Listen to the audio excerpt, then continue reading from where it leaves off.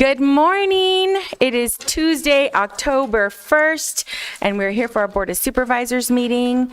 Can I ask for a roll call to establish quorum, please? Supervisor Christie. Here. Supervisor Hines. Supervisor Lee. Here.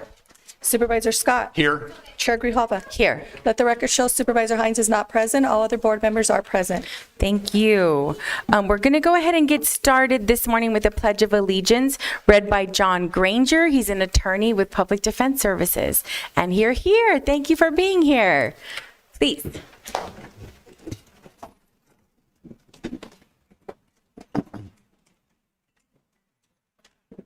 I pledge allegiance to the flag of the United States of America and to the republic for which it stands, one nation, under God, indivisible, with liberty and justice for all.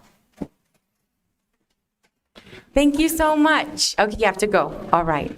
Thank you for being here. He's like, gotta go. Okay. We were going to chat for a bit, but no. Okay, that's fine. So we have the land acknowledgement is going to be offered by Selena Barajas, community engagement strategist. Please. And then you can tell us what that means. Good morning, everyone. On behalf of Pima County residents, we honor the tribal nations who have served as caretakers of this land from time immemorial and respectfully acknowledge the ancestral homelands of the Tohono O'odham Nation and the multi-millennial presence of the Pascua Yaqui tribe within Pima County. Consistent with Pima County's commitment to diversity and inclusion, we strive toward building equal partner relationships with Arizona's tribal nations. Do you want to tell us what you're doing in our community? Share any events that you want us to know about? Yes, so my name is Selena Barajas. I'm a community engagement strategist, but also just a community member that loves Tucson, native Tucsonan, grew up in the by near New Pascua, and I wear multiple hats in the community. But today on International Coffee Day, if you all don't know, yesterday was National Coffee Day. Today's International Coffee Day. My family and I are in the process of opening up South Tucson's first ever coffee shop, Yay. Luna y Sol Cafe. And I say that with pride because there's not one locally owned coffee shop South 22nd Boulevard. However, the Starbucks, the Dutch Bros, the top selling locations are all located on the south and southwest side of town. So I'm really honored and excited to have this opportunity. We are in the process of transforming a dirt vacant lot that's adjacent to our building into a bird and butterfly urban habitat in partnership with Tucson Audubon Society and Barrio Restoration. So if you all want to check that out, I am hosting Days of Caring with United Way October 25th, a Friday at 8 a.m. You could come out, plant plants with us, activate some of the land with us, and put your hands on the soil to create something beautiful for the South Tucson community. And October 27th is Cyclovia, and we are going to be a hub, and we're going to have a lot of fun family activities. So thank you. Thank you. Thank you so much for what you're doing. I appreciate you coming here.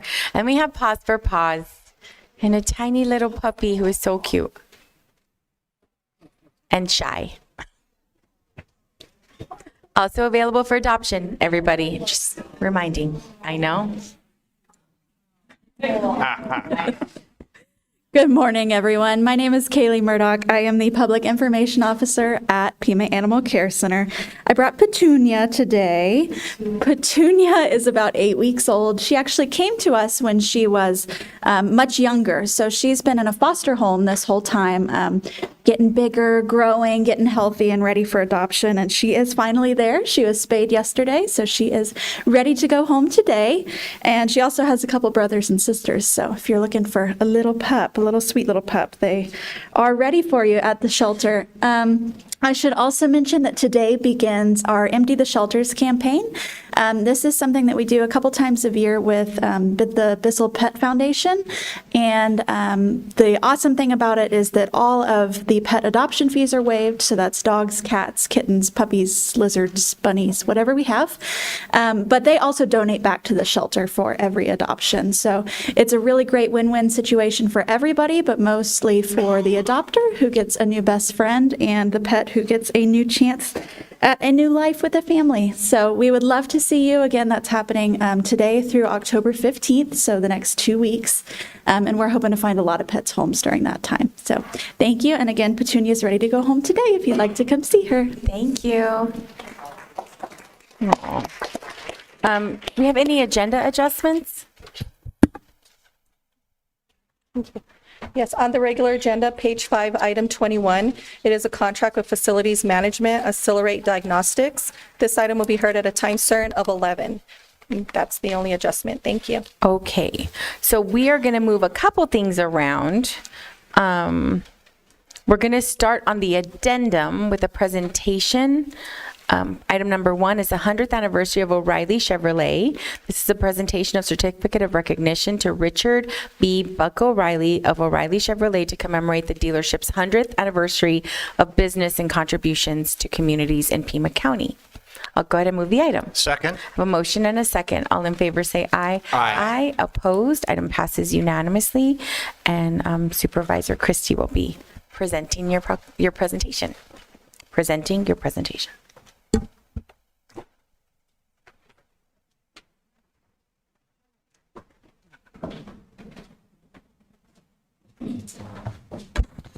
Well, for very obvious reasons, this is a deeply impactful and meaningful day for me. Growing up in the car business and being in the car business for almost 4 decades, O'Reilly Chevrolet was the gold standard in our industry and in our profession.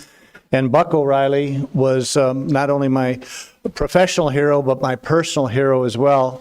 So it is with great pleasure and a deep sense of honor that I get the opportunity to present this certificate of recognition. We have today with us Buck's daughter, Amy O'Reilly Draper, and her husband, the general manager and owner and CEO of O'Reilly Chevrolet, Rob Draper. So we're honored that you're here, and you please extend to Buck our feelings of congratulations and thanks for 100 years of his family's service to Tucson. On behalf of the residents of Pima County, I am pleased to present this certificate of recognition celebrating the 100th anniversary of O'Reilly Chevrolet. On March 24th, 1924, O'Reilly Motor Company, as it was known then, opened for business at 55 North 6th Avenue as the region's first Chevrolet dealer. Remarkably, Frank O'Reilly moved here intent on opening a Studebaker dealership. Sadly, that franchise was not available, so Chevrolet it was. Darn. Frank grew the business slowly and steadily, moving locations, expanding the service department, and cultivating its management and sales teams. In 1958, Frank's son, Richard B. Buck O'Reilly, was named vice president and general manager, and Buck started with the company while still in school, working as a parts runner, then graduating to the service department when he was old enough to drive. Through the years, the accolades rolled in, and in 2010, General Motors recognized Buck O'Reilly for 50 years as a Chevrolet dealer, a tenure matched by very few dealers in the industry. 4 years later, General Motors recognized O'Reilly Chevrolet as Dealer of the Year. Today, O'Reilly Chevrolet remains the most enduring dealership and the largest Chevrolet dealership in all of Southern Arizona. And O'Reilly Chevrolet also joins a small group of local businesses, including El Charo and Garcia's Cleaners, that have remained family-owned and serving Southern Arizona for more than 100 years. Congratulations, O'Reilly Chevrolet, and here's to another 100 years presented this first day of October 2024.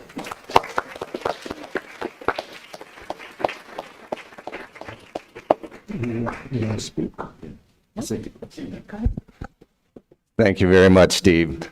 We really appreciate the recognition. We're having a lot of fun this year celebrating the 100th anniversary. So I'll accept the recognition on behalf of Amy's grandfather, Frank, who started things in 1924, on behalf of her dad, Buck, who ran the company with him and then after him for more than 50 years, as you mentioned. On behalf of Amy O'Reilly Draper and all the family, most importantly, on behalf of all the employees and customers of O'Reilly Chevrolet, past and present over 100 years, and the community as a whole. That's what's kept us going in business, including our public servants, our elected officials. So thanks to all of you for what you do. What you do sets the table for success of small business in our community. So please keep making good decisions that make it a vibrant business community. I think we're one small example of how that drives the community forward. So thank you very much.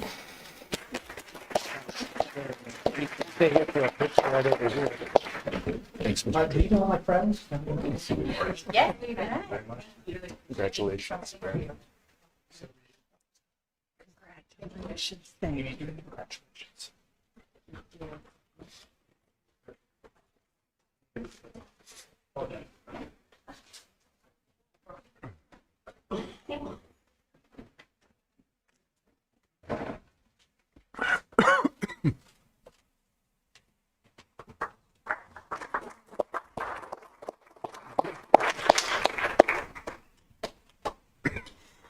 So we'll go back to the regular agenda. Item number 5 is a presentation of proclamation to Michelle Simon, Director of Office of Digital Inclusion, proclaiming the week of October 7th through October 11th, 2024 to be Digital Inclusion Week in Pima County. I'll move the item. Second. Have a motion, a second by Supervisor Scott. Discussion. All in favor say aye. Aye. Aye. Opposed? Are you an aye, Supervisor Christie? Aye. Okay. That's unanimous. Thank you. And Supervisor Hines has joined us on the dais. Okay. So if you're here for this item, Michelle, come on up.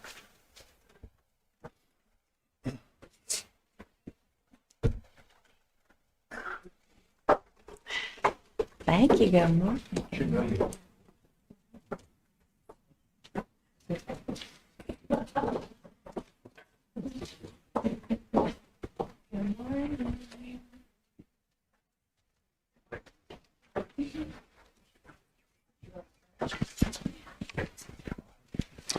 Good morning, everybody.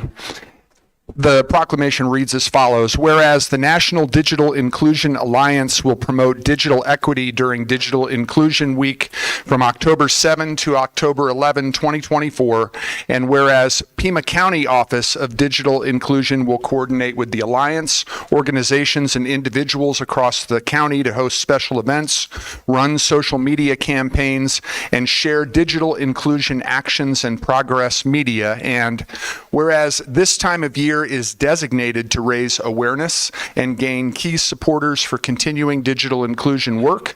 And whereas it is important to educate the public about the opportunities and benefits of digital inclusion and to expand its reach in Pima County. And whereas Pima County joins more than 1,400 Alliance affiliates in highlighting solutions for affordable internet access, appropriate devices for all, and digital skill building programs. And whereas Pima County recognizes Digital Inclusion Week as essential in creating community awareness of the efforts to make affordable, robust broadband internet service available to all people, regardless of race, gender, income, or ability. And whereas Pima County acknowledges and supports the Alliance in its 2024 campaign themed Stronger Together, Mobilizing Towards Sustainability. Now, therefore, be it resolved that the Pima County Board of Supervisors hereby proclaims the week of October 7 through October 11, 2024 to be Digital Inclusion Week in Pima County. Do you want to say anything, Ms. Simon?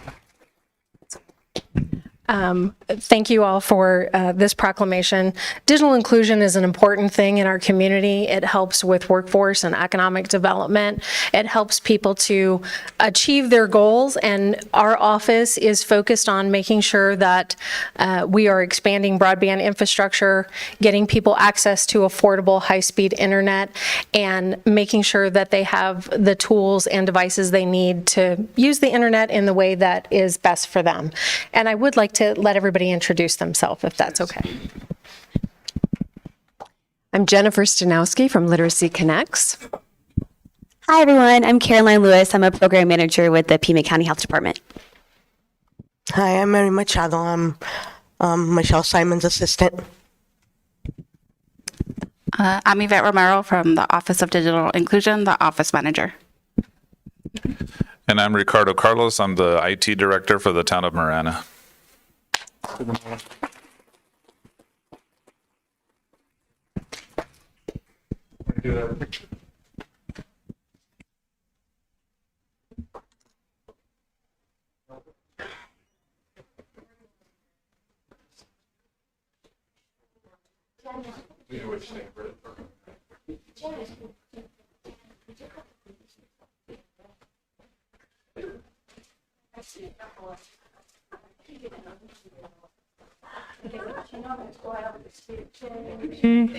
Thank you. Thank you for coming.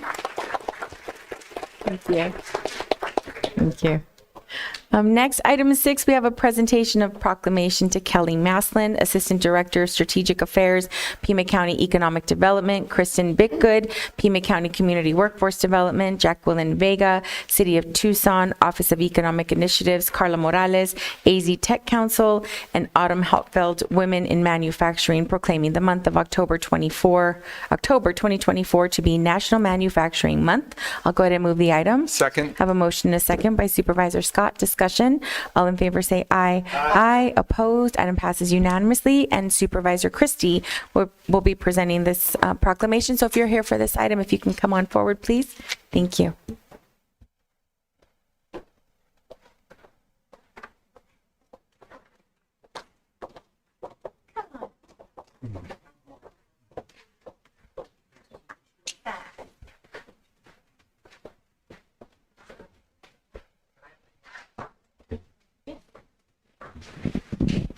Before we begin with the proclamation, let's have everybody introduce themselves. Hi, Kelly Maslin, Pima County Economic Development. Kristen Bickgood, Community and Workforce Development. Good morning, Jacqueline Vega with City of Tucson, Office of Economic Initiatives. Carla Morales, Arizona Technology Council. Don Terrio, Industrial Tool Dye and Engineering. Tom Howard, Sergeant Aerospace and Defense. Carlos Ruiz, HT Metals. Thank you, Carlos.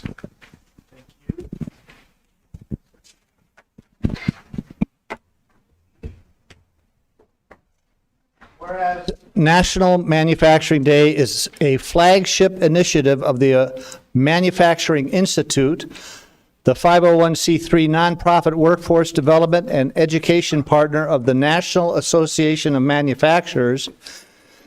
And whereas Manufacturing Day provides students, parents, teachers, and community leaders a chance to step inside companies, educational facilities, and more to see promising career opportunities in modern manufacturing. And whereas the manufacturing industry averages around 800,000 open jobs per month, but more than 2.1 million American manufacturing jobs could go unfulfilled by 2030.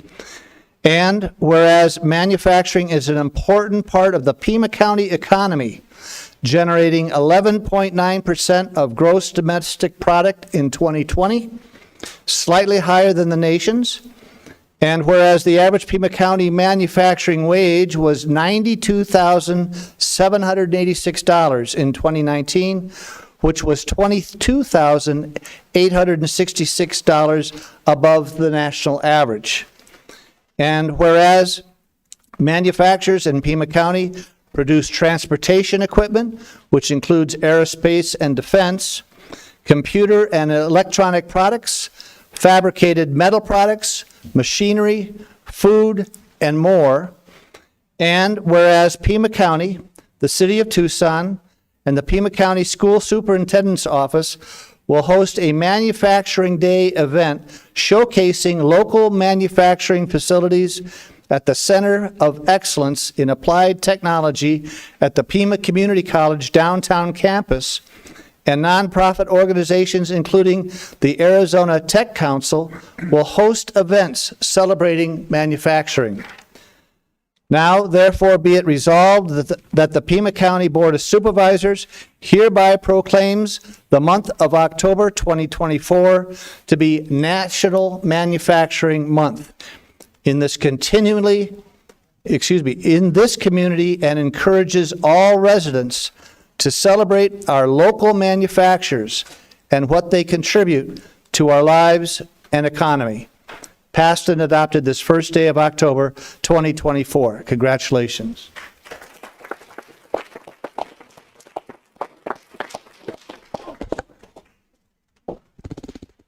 Hello, everybody. I would just like to quickly acknowledge the employers standing here who are just incredible employers to work with and that they open their doors to students.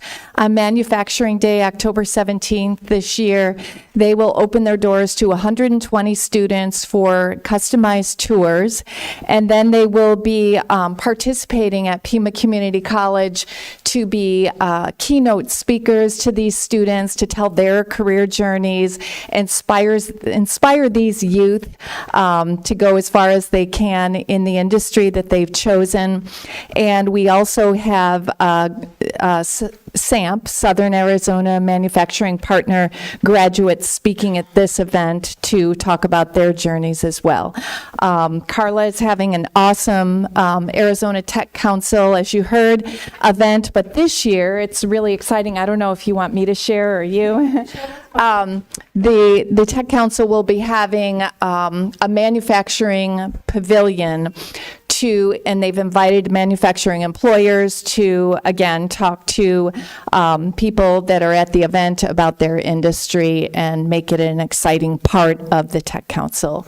So thank you again. Just want to recognize Tom Howard, Sergeant Aerospace. These are all members, board of directors for the SAMP organization. Don Terrio from Industrial Tool and Die Engineering, and also Carlos from HT Metals. So, thank you, everybody. Anybody else? Okay, well, move right over here for a picture.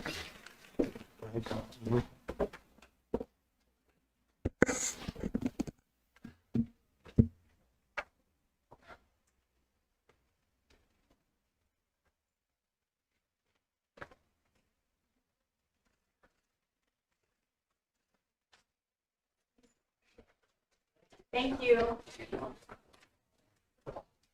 Thank you all so much for coming. Okay. And someone's walking out with a puppy. I'm just kidding.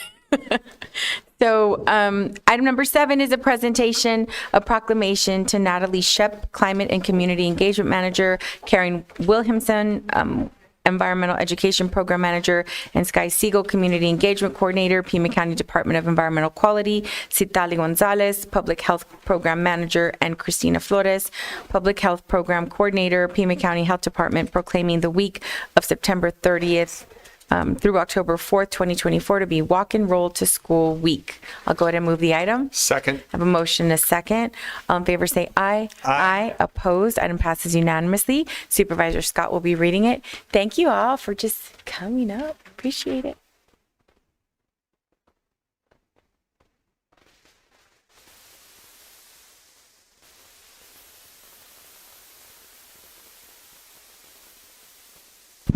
You want to hold this down? Thanks. Okay, the proclamation reads as follows. Whereas the Pima County Department of Environmental Quality and Pima County Health Department are working together to promote Walk and Roll to School Week in Pima County, and whereas the health and safety of our children is of highest concern to the citizens of Pima County, and whereas driving students to school by private vehicles contributes to traffic congestion and air pollution, creating concentrated levels of air pollution around schools, and whereas a lack of physical activity plays a leading role in rising rates of obesity, diabetes, and other health problems among children, and being able to walk or bicycle to school offers an opportunity to build these activities into a daily routine. And whereas community members and leaders should make plans to not only improve the infrastructure near schools to ensure the safety of Pima County's children to walk, bicycle, skateboard, or scooter in our communities, but to prioritize funding for and develop a list of suggestions for improvements.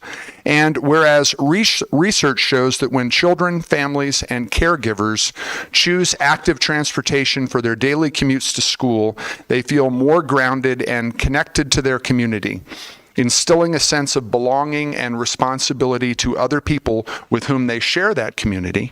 And whereas an important role for parents and caregivers is to teach children about pedestrian safety and being aware of the barriers and dangers that children face on their trip to school each day, and the health and environmental risks related to physical inactivity and air pollution. And whereas walk and roll to school weeks have proven to be helpful in encouraging children to safely walk and bicycle to school, and in creating and promoting local safe route to schools programs across the United States and throughout the world, now therefore be it resolved that Pima County Board of Supervisors hereby proclaims the week of September 30 through October 4, 2024 to be Walk and Roll to School Week, and urges all students, parents, teachers, administrators, schools, and school districts in Pima County to participate in these events, and encourage everyone to consider the safety and health of children this week and every week. I'm going to give it to Ms. Shep, and please either pass the mic to your colleagues or introduce them. Thank you. I'm Natalie Shep. I'm the Climate and Community Engagement Manager for the Pima County Department of Environmental Quality. I'll hold it for you, Karen. Karen Wilhelmsen. I work with Natalie at DEQ. I'm Sky Siegel, and Community Engagement Coordinator for DEQ. I'm Citlali Gonzalez. I am the Racial and Ethnic Approaches to Community Health Program Manager at the Pima County Health Department. Christina Flores, Pima County Health Department, Bike and Pedestrian Safety. We're proud to be hosting this week for the 4th year in a row. The Pima County Health Department and DEQ have been partnering on this week to promote walking, bicycling, scootering, rollerblading, anyway, but in that vehicle. And we do that to try to encourage people to reduce their air pollution and greenhouse gas emissions, as well as to improve the health of the students and build community throughout the schools. So this year, we're proud that we have been able to grow the program. We have 47 schools participating this year in 9 school districts in Pima County, totaling over 39,000 students participating in this event this year. So we're really happy we've been able to grow this, and we encourage school districts to be promoting walking and biking to school every week, as long as it's safe. Thank you very much.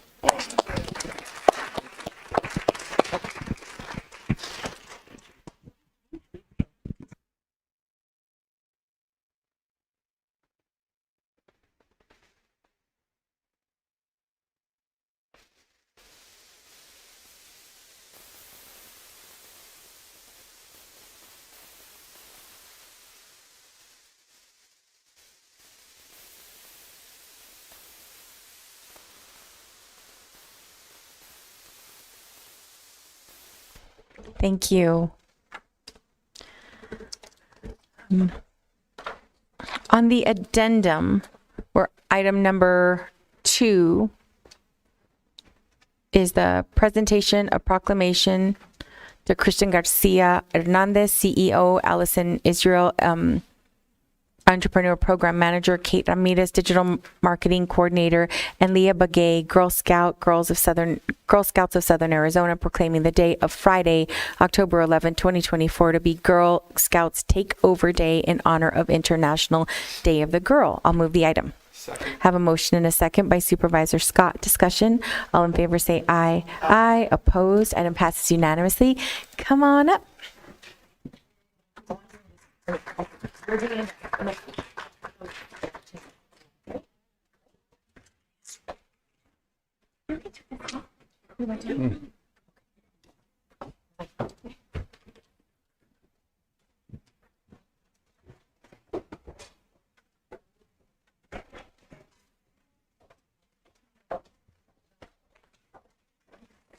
Okay. All right. So whereas Plan International, a girls' organization, began the global hashtag Girls Take Over movement on International Day of the Girl, October 11th, as a call to action to tear down the barriers of discrimination and prejudice that continue to hold girls back. And whereas an untold number of girls around the world have stepped up into roles of leaders for the day to demand equal power, freedom, and representation for girls and young women, and whereas the hashtag Girls Take Over movement puts girls in a position to occupy spaces where they are rarely seen or heard and make it clear that they have a right to be there without being silenced or ignored. And whereas the Girl Scouts of Southern Arizona initiated an annual Girl Scouts Takeover in September, their own version of the hashtag Girls Take Over movement, and whereas Pima County is a champion of girls' ambition and supports gender-balanced leadership, and whereas Pima County is a proud supporter of the Girl Scouts of Southern Arizona, now therefore be it resolved that the Pima County Board of Supervisors hereby proclaims Friday, October 11, 2024, to be Girl Scouts Takeover in honor of International Day of the Girl, and encourages all businesses, community leaders, and community members to lift up and amplify the voices of girls in their leadership roles when they join the Girl Scouts Takeover movement in Pima County annually as they continue leadership roles into the future. Passed and adopted this first day of October 2024. Yay!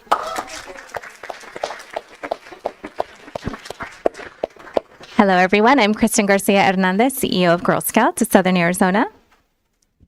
Yat Aisha Aile Begay. Yasmin Pino. Allison Israel, Entrepreneurship Program Manager at Girl Scouts of Southern Arizona.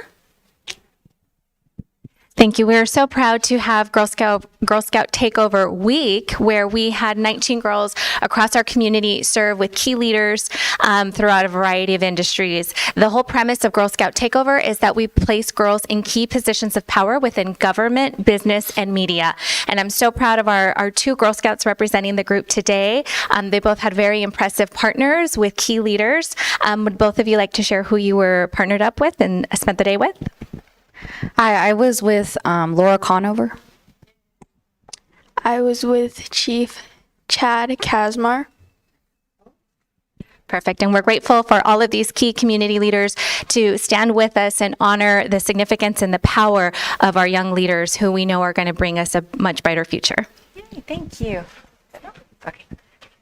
Then I can take a picture. Then as Madrid, I should ask Supervisor Lee and Administrator Lester.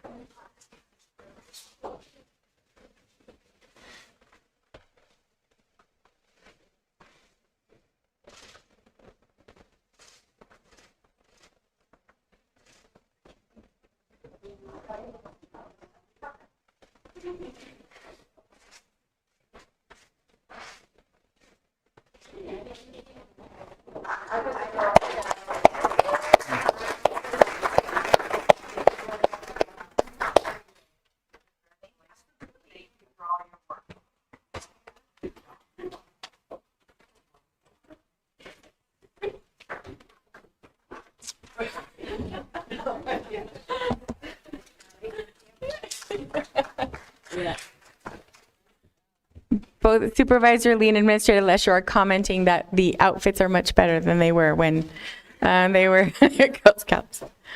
Okay, next we have item number 3, presentation of proclamation to Feng Feng Ya, founder, Tucson Chinese Chorizo Project, proclaiming the month of October 2024 to be Chinese Chorizo Month in Pima County. I'll move the item. Second. Have a motion, a second by Supervisor Scott. Discussion. All in favor say aye. Aye. Opposed. Item passes unanimously. And both Supervisor Hines and Supervisor Lee will be coming forward. So if you all are here, please come up. Yay.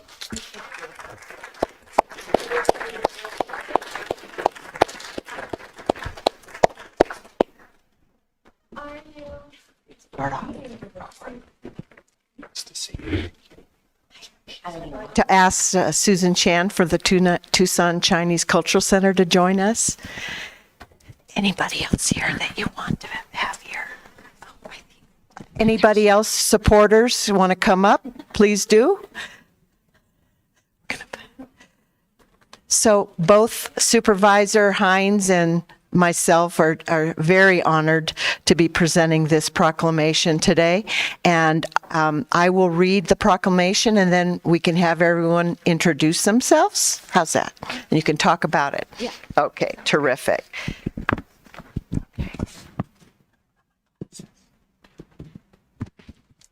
Whereas from the 1880s through the 1960s, Chinese and Mexican immigrants, as well as other marginalized groups in Tucson, face racism, xenophobia, and under the federal and state laws.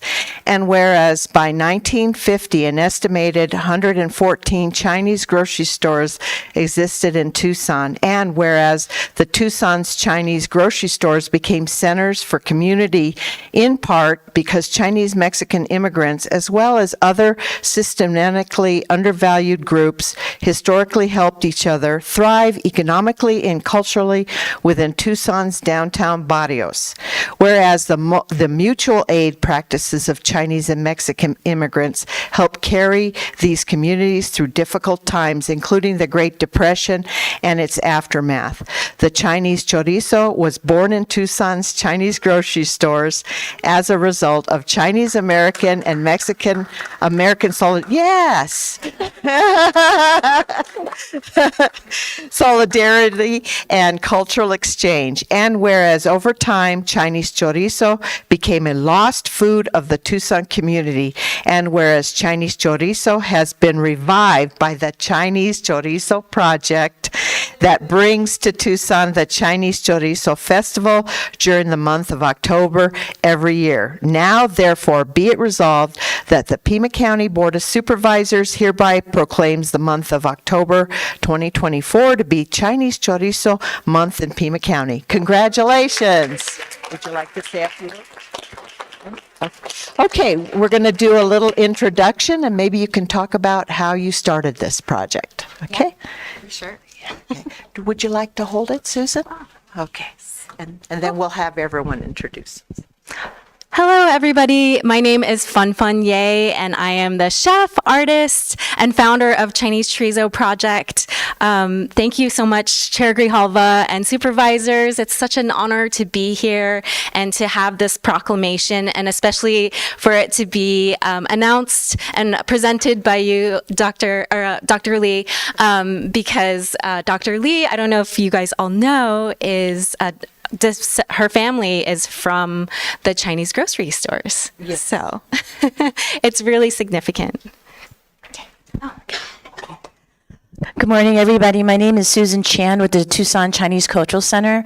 I'm the executive director of the center, and I greatly appreciate Pima County supervisors for making this proclamation, and especially Fang Ye for discovering this for us in Pima County. And this is our first year collaborating with her, and we're very excited. I welcome everybody to the Chinese Center on October 26th, where we'll have some of the original grocery store owners going to share their story about how they made their chorizos at their Chinese grocery store, and complimentary Chinese fried rice chorizo at the same time. So again, we really appreciate spreading the cultural diversity in the community with the Mexican and Chinese history. So thank you. Hi, good morning. I'm Catherine Lenny Mitchell, and I'm so proud and honored to be working with Fun this year on the festival, and I hope everyone can come out and enjoy. Thanks. We're going to be passing this proclamation around. Hello, everyone. I'm Dr. Jacqueline Jean Barrios from the University of Arizona Public and Applied Humanities Department. In this regard, I'm also part of the faculty for the new Asian Pacific American Studies minor and faculty in residence for the Asian Pacific American Student Affairs Cultural Center at our campus, and a newly formed board member for the API Community Foundation Philanthropy Fund, to bring visibility to projects like Chinese Chorizo, and also bring support in our community for the visibility and the presence and the contributions of Asian American people here, both present and historically. Thank you so much for inviting me to be a part of this proclamation. Fun. Hi, my name is Ricky. I'm the president for Los Ascendientes and one of the co-directors for the Mexican American Museum. I'm here to support Fun, and I'm glad that she's getting recognition for all the wonderful work that she's done and brought surrounding Chinese chorizo. And it's really great to see such recognition of really folks who've been erased from the barrio and a lot of the history of Tucson.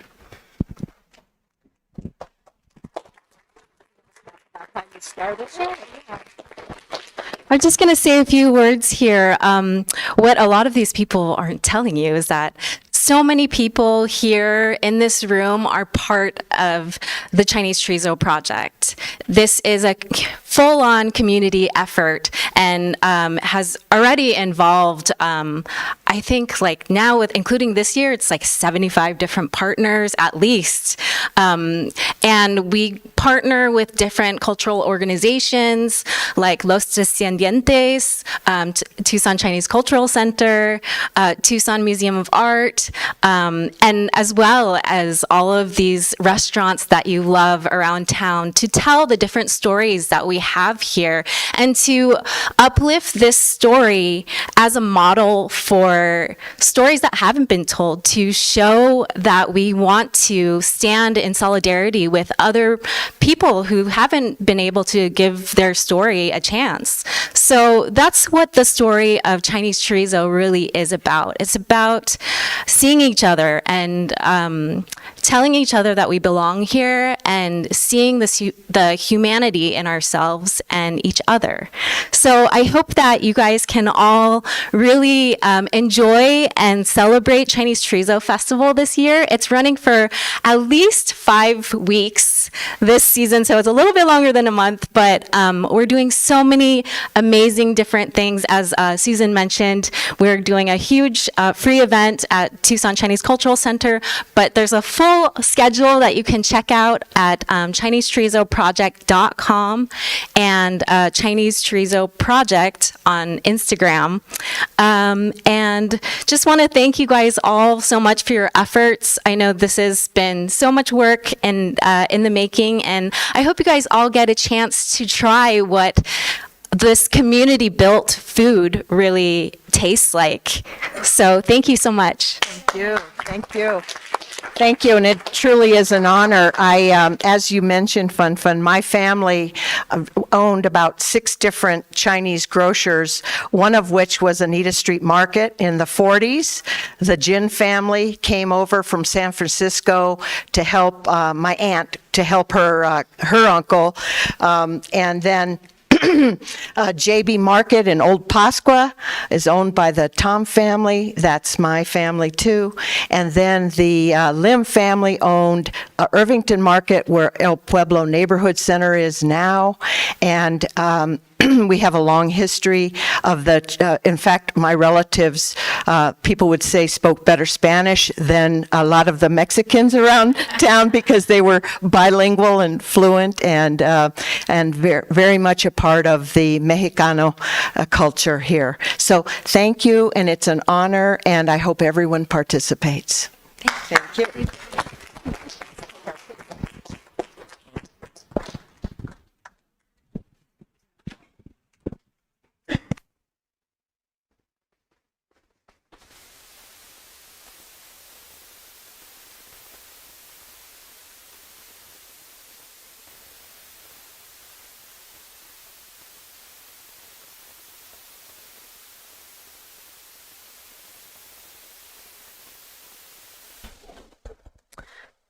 Our final proclamation is item number 4. Oh, sorry. Item number 7. I'm going crazy. 4. Yes, on the addendum. Presentation of proclamation to Gabriela Casares Kelly, Pima County Recorder, and Constance Hargrove, Director, Pima County Elections Department, proclaiming the week of October 7th through 11th to be Voter Education Week in Pima County. I'll move the item. Second. Have a motion and a second. From Supervisor Scott, all in favor say aye. Aye. Opposed? Item passes unanimously. I know we have other people here for this proclamation. If you can join me in the front, please.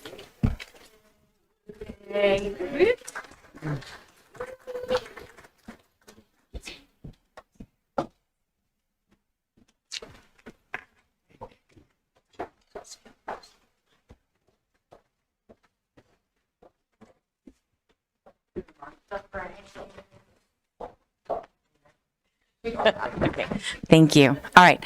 Whereas a functioning and thriving democracy requires an informed, engaged, and active electorate, and whereas the process of voting in elections can be different from year to year due to changes in state and national laws and court rulings, and whereas the time and places for votings may change from election to election, and whereas voters are encouraged to ensure that they are properly registered and prepared for logistics of voting, including where, when, and how, and whereas barriers to voting have persisted and public outreach helps remove these obstacles to ensure that voting rights are protected for all. And whereas the Pima County Recorder and the Pima County Elections Department will host numerous informative events in October to help voters make a plan to vote. And whereas Pima County Recorder and the Pima County Elections Department rely on numerous community partners to play a vital role in offering opportunities to register to vote and provide voter education. And whereas the Pima County Recorder and the Pima County Elections Department strive to make voting easy and accessible to everyone, no matter where they live in Pima County or their personal circumstance. And whereas these offices remain nonpartisan to ensure all voters receive equitable services, voters are therefore encouraged to conduct their own research about candidates and propositions to ensure their votes are reflective of their individual values. And whereas early voting for the 2024 general election begins October 9th, with the last day to register to vote in 2024 general election being October 7th. And whereas the National Voter Education Week is an open source, nonpartisan voter education campaign held annually during the first full week of October, in which the NVEW equips voters through the website www.nationalvotereducationweek.org with the tools and information they need to cast their ballots with confidence. Now therefore be it resolved that the Pima County Board of Supervisors hereby proclaims the week of October 7th through October 11, 2024 to be Voter Education Week in Pima County, and recommends all voters and prospective voters in Pima County go to www.pima.vote and make a plan to vote in the 2024 general election, passed and adopted this first day of October 2024. Yay! That was a long one. Lots of information. So I think I'm going to pass it down so we can have introductions. Okay. Yes. So good morning. I'm Constance Hargrove, the Pima County Elections Director. Skugdash, Anya Nupchugi, Gabriela Caceres Kelly. I'm the County Recorder. Hey, good morning. I'm Adriana Grijalva. I'm the ASJ Student Body President and the Chair for the Nonpartisan Civic Engagement Committee on campus. Hi, everyone. Nick Hilton with the University of Arizona. Hi, I'm Emily Bridson, and I'm President of the League of Women Voters of Greater Tucson.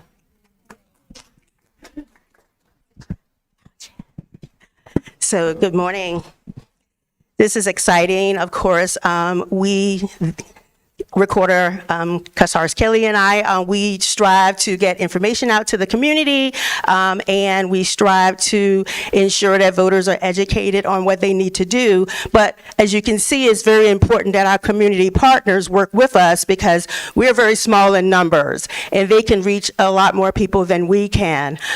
It's important, yes, to register to vote, and we have a lot of drives for voter registration, but it is very important for individuals to be educated on how and what to look for when they need to vote, especially with the changes that we've had in Pima County since the last 2020 election, the presidential election. So we have voters that vote every 4 years, and we have a lot of new voters normally in a presidential election year. We have a 2-card ballot that can be very intimidating, so it's important that we get the word out to voters about that 2-card ballot, as well as vote centers. So thank you all, thank you board, Shegrahover and board for recognizing this week, and we're very excited about it. Thank you. We're very excited. We are full steam ahead. We're already in an active election.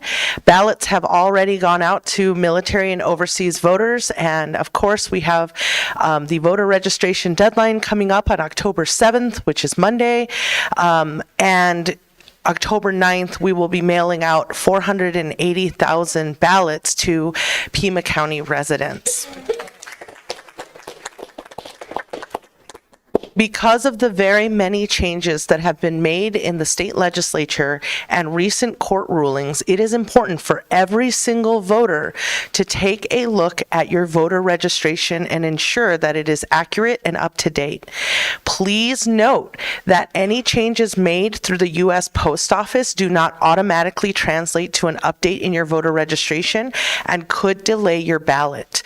It is also important to know that if you are not going to be home during that time period, or if you have any situation, maybe you're taking a really amazing cruise around the world or something, there is always an option for you. Please call the recorder's office to discuss your options, and that information is available on our website. Thank you.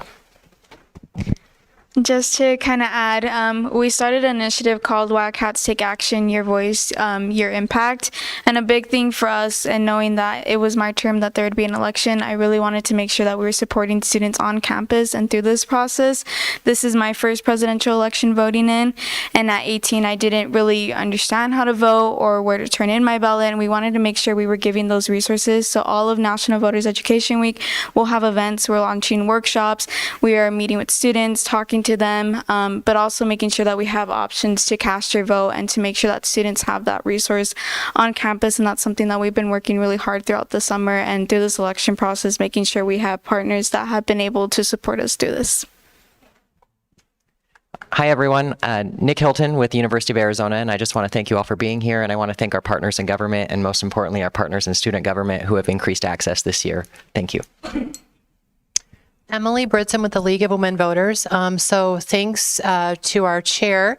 She just participated at a running and winning program last week to encourage teenage girls to run for office or get involved. So, and then Supervisor Christie recently spoke at a forum. So our goal with the League is to really defend democracy and empower voters. And we try to do that through education, nonpartisan, and really just encouraging people to vote and becoming educated on the issues. So thank you all so much for the work that you do each and every day. So thanks. Glad to be here. You want to take a picture?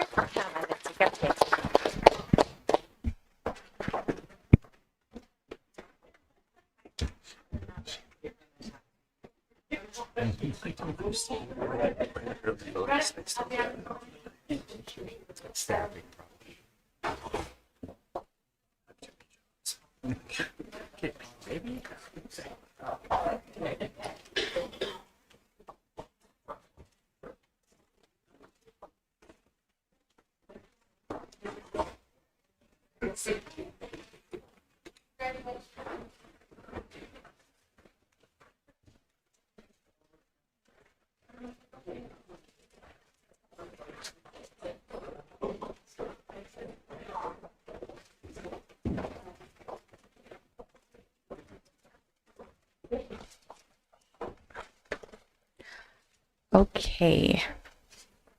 Now we're going to call to the public. How many? We have 13 speakers, so every speaker will have 3 minutes. Citizens attending the meeting shall observe rules of propriety, decorum, and good conduct. Any person making personal, impertinent, or slanderous remarks or who becomes boisterous while addressing the board may be removed by the sergeant at arms if directed by the chair. Such person may be barred from further audience before the board. Unauthorized remarks from the audience, stomping of feet, whistling, yells, or similar demonstrations shall not be permitted by the chair, who may direct offenders from the hearing room. With that, if I call your name, you're welcome to come sit up in this front row. Hans Huth, Dave Smith, and Sharon Green.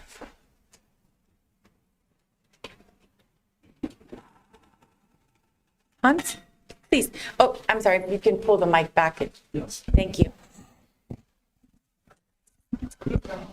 Thank you for inviting me to address you today. I'm here today to once again raise concern over the growing population of homeless near the Grant I-10 intersection, specifically adjacent and under the Grant Bridge that crosses the Santa Cruz River by the Quick Trip and the Circle K. With empathy, once again, I understand the challenges that our homeless population faces, but I also have empathy for the individuals who use the loop for commuting, for the benefit of our environment and those who are driving home along Grant trying to get home at night.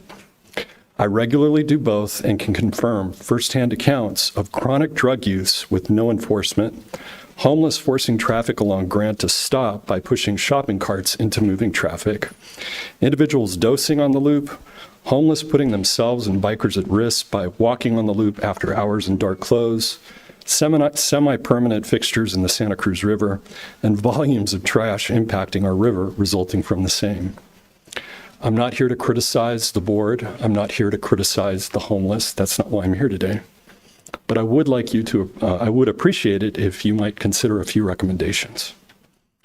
First, it's clear that simply posting signs that camping is not allowed and lights will not remedy this issue. The homeless are not deterred given lack of enforcement. And with this reality acknowledged, can we at least place some large garbage bins in the vicinity of the river where the homeless are camped out? If we aren't going to enforce our posted rules, let's at least try to intercept a small percentage of the volumes of trash that are making their way to the river right now. Second, I frequently witness individuals at the Grant and I-10 intersections asking for money, specifically the on and off ramps for the I-10. Only a few feet away, it's clear some of those donations are being used to support the purchase and use of drugs near the bridge. I encourage you to visit the site on your own to see that this is not hyperbole. The open air drug use is chronic, and I'm sure adjacent businesses are troubled by the same. In response, can you please post signs at the I-10 on and off ramps at Grant to please focus goodwill donations to county services that provide help to those challenged individuals? I've seen these signs elsewhere in the community, noting that they are vacant of panhandlers. Doing these simple things will not only help the homeless, but it will show empathy to the rest of the community that cares about the loop, the river, traffic safety, and our environment. Thank you. Thank you. Dave Smith?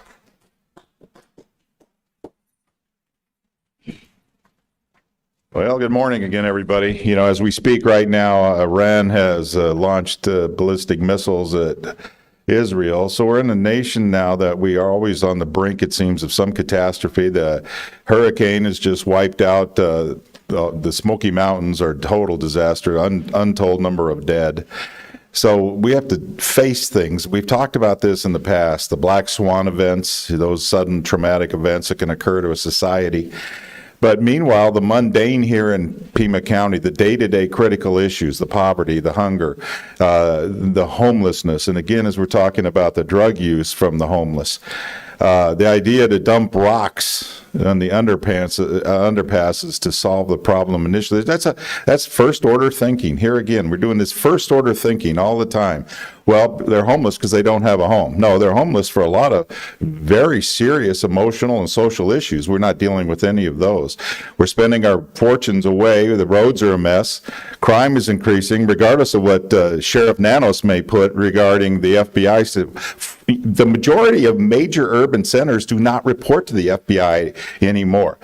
The crime victimization statutes or statistics show that about 40% of all victims are no longer even reporting their crime because there's no response. Just yesterday, I tried to take a police report going, and almost every Republican sign on Oracle, La Cañada, and Silver Bell has been eliminated. Literally this morning, driving from Marana to Congress on Silver Bell, there are almost no Republican signs left. And I know we put them up because I put some of them up.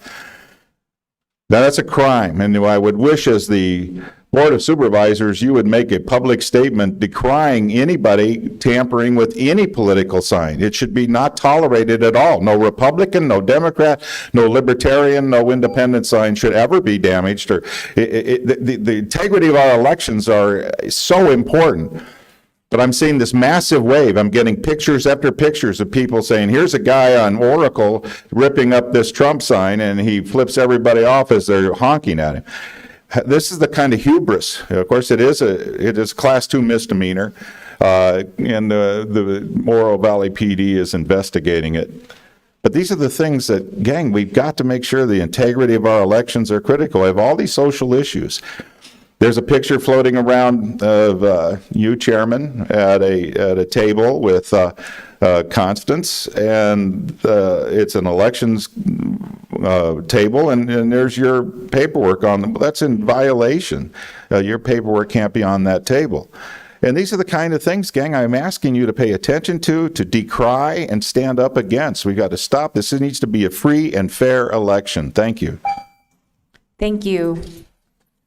Sharon Green, and following Sharon will be Mohadeen, Isabel Garcia, and Corey Stevens. Mohadeen Abdali. Good morning. Good morning. It's time for us to stand up for truth and integrity once again.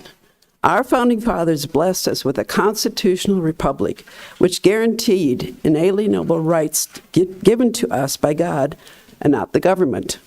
The last few years have been a mockery and destruction of the former American dream. We have seen the destruction of law and order along with a lawless open border bringing in over 16 million illegal aliens. No country can have peace and prosperity without secure borders and legal immigration that honors the citizens of its country and those who desire to become citizens of a new homeland. We must demand more of our leaders. Our government implemented policies that were destructive and harmful to millions in America and worldwide with the ineffective, unsafe, and debilitating COVID-19 shots. The resulting death and disability is truly the greatest crime against humanity ever perpetrated on a people. Now 30% of our females have menstrual or fertility issues, many having had miscarriages because of the injections. People continue to die from myocarditis, turbo cancers, neurological damage, and numerous other health issues because of the degradation of people's immune systems due to the COVID-19 injections. The truth is out. Our government leaders are responsible for this travesty of destruction. We must seek to help our citizens recover and move forward by the grace of God. The Democratic Party of JFK's time has deteriorated into a far liberal progressive direction that is destroying our constitutional republic that made America a beacon of hope and light for many around the world. It has become a party that seeks to destroy the lives of babies in the womb up until the day of birth. It promotes the destructive practice of encouraging our kids to change their sex if they are so inclined, and the state supports taking them away from their parents if their parents don't support this evil, destructive practice. The same party promotes endless foreign wars that result in the death and disability of our young men and women. It is time to stop these destructive, evil practices. The MAGA movement dreams of a democracy of peace and prosperity as we had in the day of JFK, including the progress that was made for civil rights for all. Vote for leaders who will give us policies that will give us a secure border and wise immigration policies. We need laws that will support law enforcement and safety and security for all. We need to protect all lives from conception to the grave. We need economic policies that will provide for prosperous and meaningful jobs and livelihoods, and that will keep inflation from destroying our economic base. Even if you don't like a person who's running for office, consider their values and their policies. That's what will impact us in generations to come. May God bless America again. Mohadeen?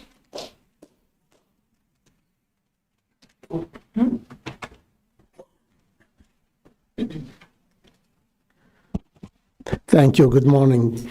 My name is Muhyiddin Abdulaziz. I am a Palestinian Arab American immigrant and resident of Pima County for more than 45 years. I am here to appeal to you individually and collectively to do whatever you can to oppose Proposition 314 and to do whatever you can to inform, educate, and advocate in our community about the dangers of this proposition. One of these dangers is racial profiling.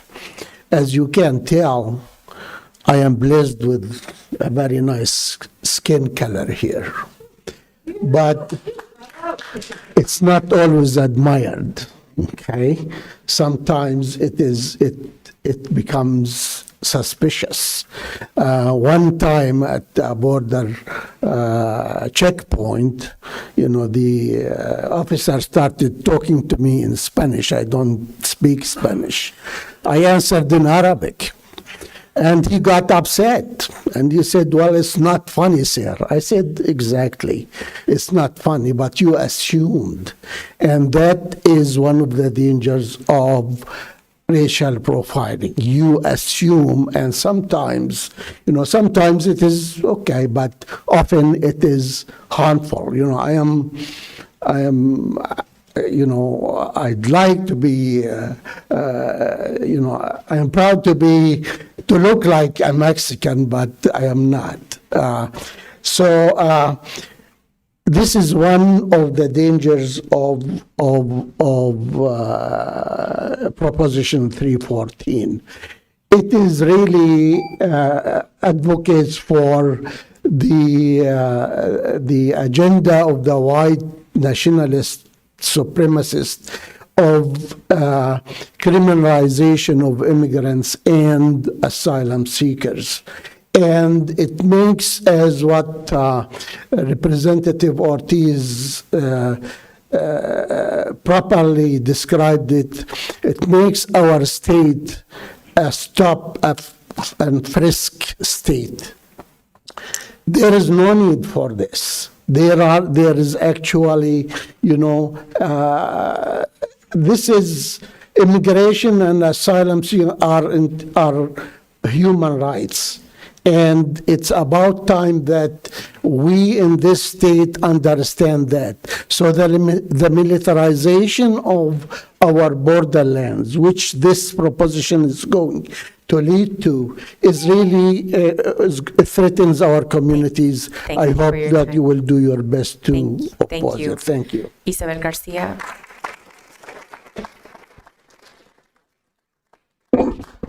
Good morning, Board. I'm back again.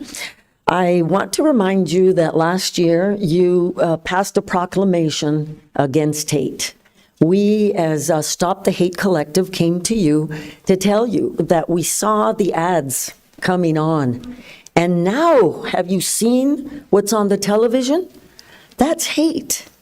To call people illegals, to call us animals, to show horrific things and say lies, that immigrants get benefits, Social Security benefits. I had a case when I was the legal defender in 2008.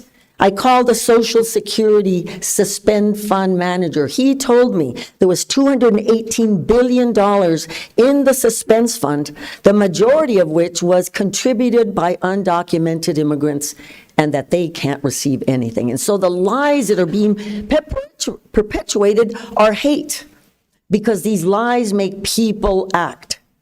And instead of telling the truth about the border, yes, we have a humanitarian crisis at the border. That's true. We don't have a border crisis. We have a humanitarian crisis that we have created.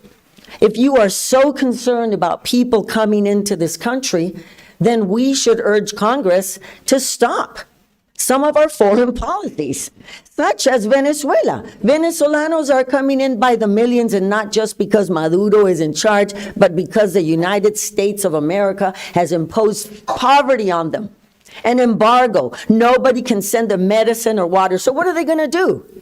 What have we done in Honduras? What have we done in Guatemala? Do you think they're responsible for the drug wars? That we consume all the drugs, we provide the guns, and on and on and on. We create these addictions.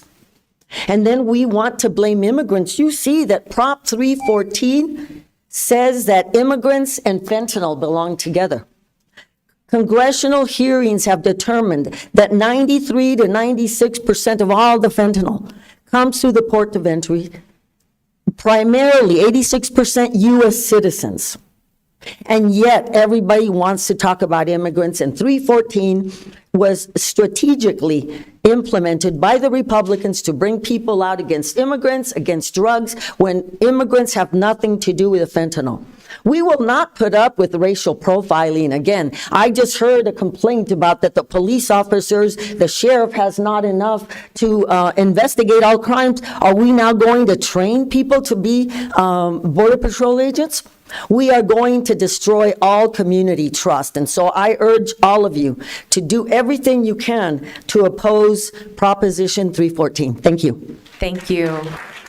Corey Stevens, followed by Roland Baker, Sarah Roberts, and Daniel Garcia.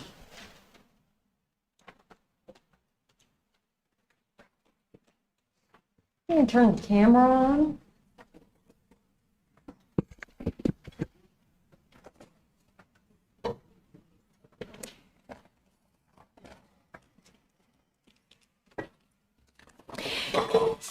Rules for thee, but not for me. ARS 9-500.14. 3 violations in that photo right there. Town, a city, shall not spend use of its resources. That tablecloth, your palm card, that tent. Your palm cards may have been there for a moment. Doesn't matter.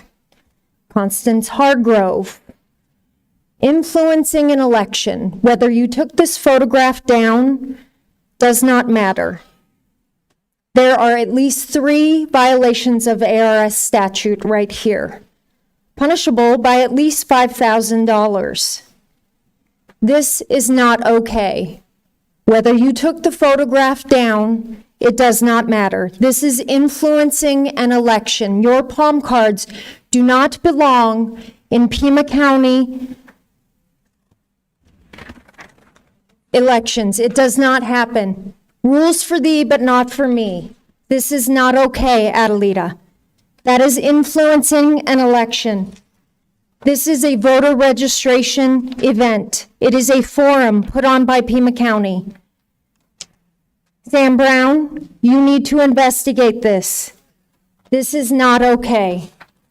I also find it hard to believe that you are serious about addressing the homeless crisis when you have 2 supervisors signing a letter to the Biden administration urging them to strengthen the U.S. resettlement program, claiming 2.4 million refugees need a home. What about taking care of Pima County first? Rex, Adelita. Over 130 million federal tax dollars, which is taxpayer money, to illegal immigration. Yes, if you go through a hole in the wall, that is illegal immigration. My mother-in-law came here from China legally. Okay? If you come here illegally, it is illegal immigration. Okay? Get that through your skulls. Santa Cruz Park, it's like 325 million missing immigrant children. What did you do with the homeless people in Santa Cruz Park? Where are they? You cleaned it up, but where are the homeless people? What about them? That's not okay. The 100-acre park are getting free trash service. They bring their trash out of the 100-acre park. They put it on golf links. I pay for my trash service. Why are the homeless people getting free trash service? That's not okay. You also have real-life Breaking Bad situation down on Alvernon Way. People are living in RVs. It'll be really convenient when the Los Reales CBP situation goes bad. Roland Baker. This is not okay. Thank you.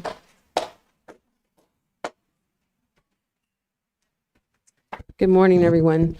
Hi, Madam Chairman. Hi, Superintendent Scott. Hi, it's been a very long time. Hi, Superintendent Hines, Lee, Christy, who did I forget?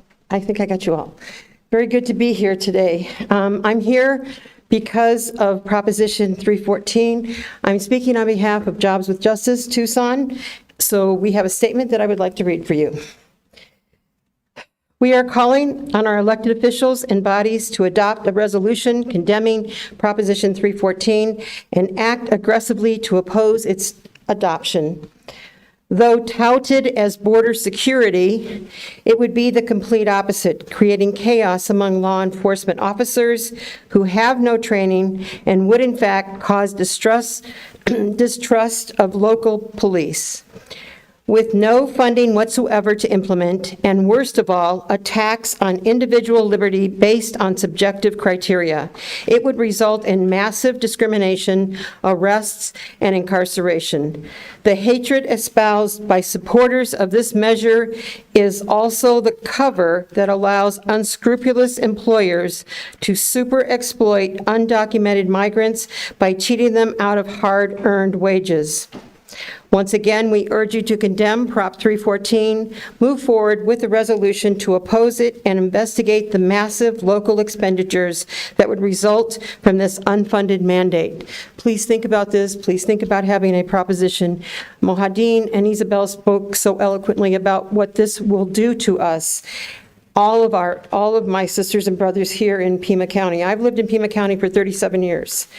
And I have seen where the hatred has just grown exponentially year by year. The amount of the signs, the just one-on-one, just the wording that is said by certain people, it has to stop.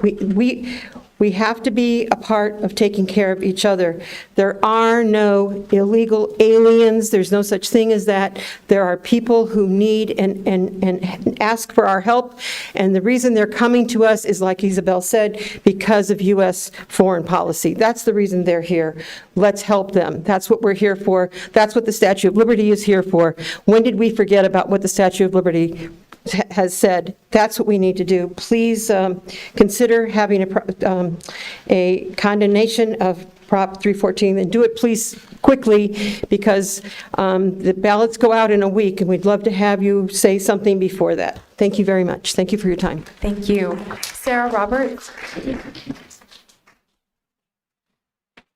Hi, good morning to the board. Thank you for this opportunity to speak. I am a volunteer with the Stop the Hate Collective. Thank you for passing that proclamation last year about stopping the hate. I'm also with the Josefina Ahumada Worker Center, previously known as the Southside Worker Center. I would like to ask you, the Board of Supervisors, to research and document the cost of enforcing Proposition 314, which is the Arizona State Legislature's Immigration and Law Enforcement Ballot Initiative, which is a racist proposition and an unfunded mandate. As well, immigration law is the mandate of the federal government, not the state, county, or local authorities. Prop 314 will lead to racial profiling, as many have said before me, and as we saw with Arizona SB 1070. And it will create real fear within the immigrant community, leading to less reporting of crime in our communities. It will impact the health of our communities, as families will not seek needed health care for their children or themselves, nor will they seek vaccines that will keep us all safe. There will be fewer workers available. Many longtime residents will flee Arizona, as happened during the time of SB 1070 enforcement. And there will surely be a boycott of Arizona that will impact the Arizona economy, including Pima County.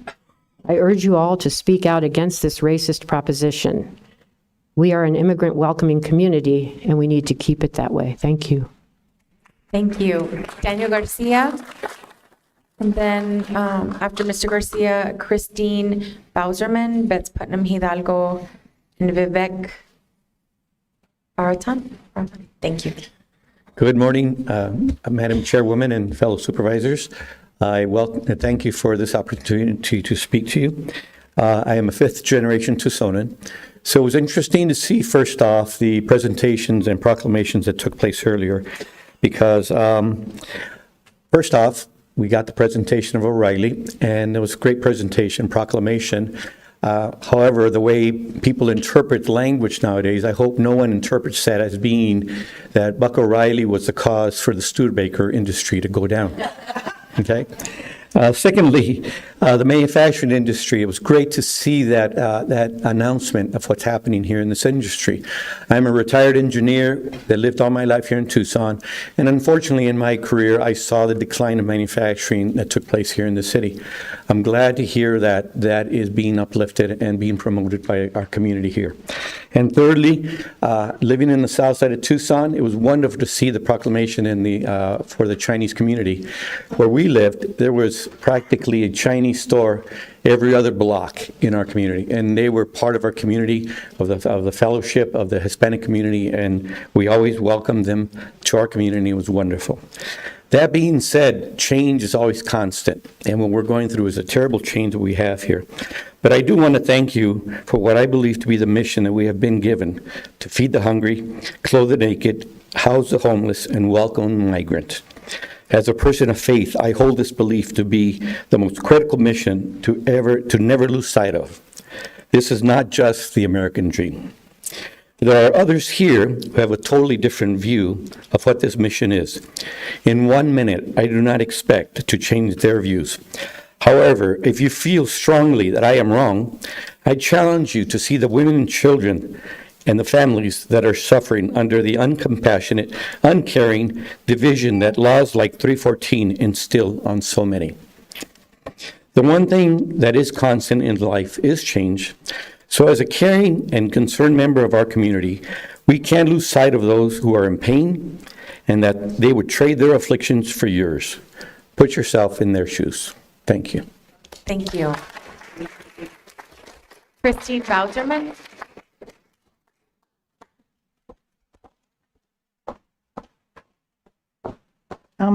Hello, my name is Christine Bauserman, and I wanted to start with number 18, the voting locations. I don't know why we need a second location in the University of Arizona. I think it's 86% of those students are from out of state. I don't see the numbers where that would be a valid location to have in Man. Another problem is the recorder has cut out inspectors, marshals, and judges. I brought this up last year, and it is state statute. And I think that's wrong, and it disenfranchises the parties. The parties have a right, both of them. I mean, the first meeting I ever went to in Tucson back in 2011 or 12 for cheating was a Democrat meeting at Houghton and Fort Laurel because they thought the Republicans were cheating the Board of Supervisor race, if you guys remember back then. So I know there's just everybody's, wants elections, and I think you guys all want secure elections. So not allowing the parties to participate, I think is going to disenfranchise the people. We have to stop the rhetoric. Both of us have to stop the rhetoric. I'm for unity. Again, your signs wasn't very nice, and then, hurting it by a president or a candidate that we all like. My side, not my side, but people there's crazies on my side too that need to stop the rhetoric. We need to stop blaming each other and try to find solutions. Signs are not legal on Oracle Road. That's not your fault. That somebody took signs. So I'm not blaming you. I'm trying to find solutions here. I came in last week about an oops. Remember that? I said there's going to be an oops with the way the executive order has the registering voters. And I think you might have been a legislator when a lot of these rules were put out. By the way, the oops at the state level, I'm involved in that. I don't think voters were, voters who were registered pre. But what I brought up was an oops is going on with who is doing the couple lines of code, and what is it where you have your housing departments, you have your departments throwing over information to register people to vote, okay? Who's saying they're citizens? And that's what this oops was just about, is we were registered to vote, and then I moved, and no, I didn't have to prove my citizens. Well, I don't think we had a lot of voters registered to vote pre-1996 illegals. So, but what happened at the state level is that's what they're asking again, who validates that? Are they validating? They can't validate it in housing. They can't validate it in a hospital. You can't ask in a hospital if someone's a citizen, right? So they're sending that information over, and that's something you guys better be aware of, because it is I think it's a felony. It's a class 6 felony now to register those voters. So I'm bringing this up at the state level too. I don't know if you guys can. One of the things with our elections, another thing is she has staff going. Again, we have technically ran elections. You have iPads, you have printers, you have computers, and we don't have technical Thank you. people. Time's expired. Pets Putnam Hidalgo.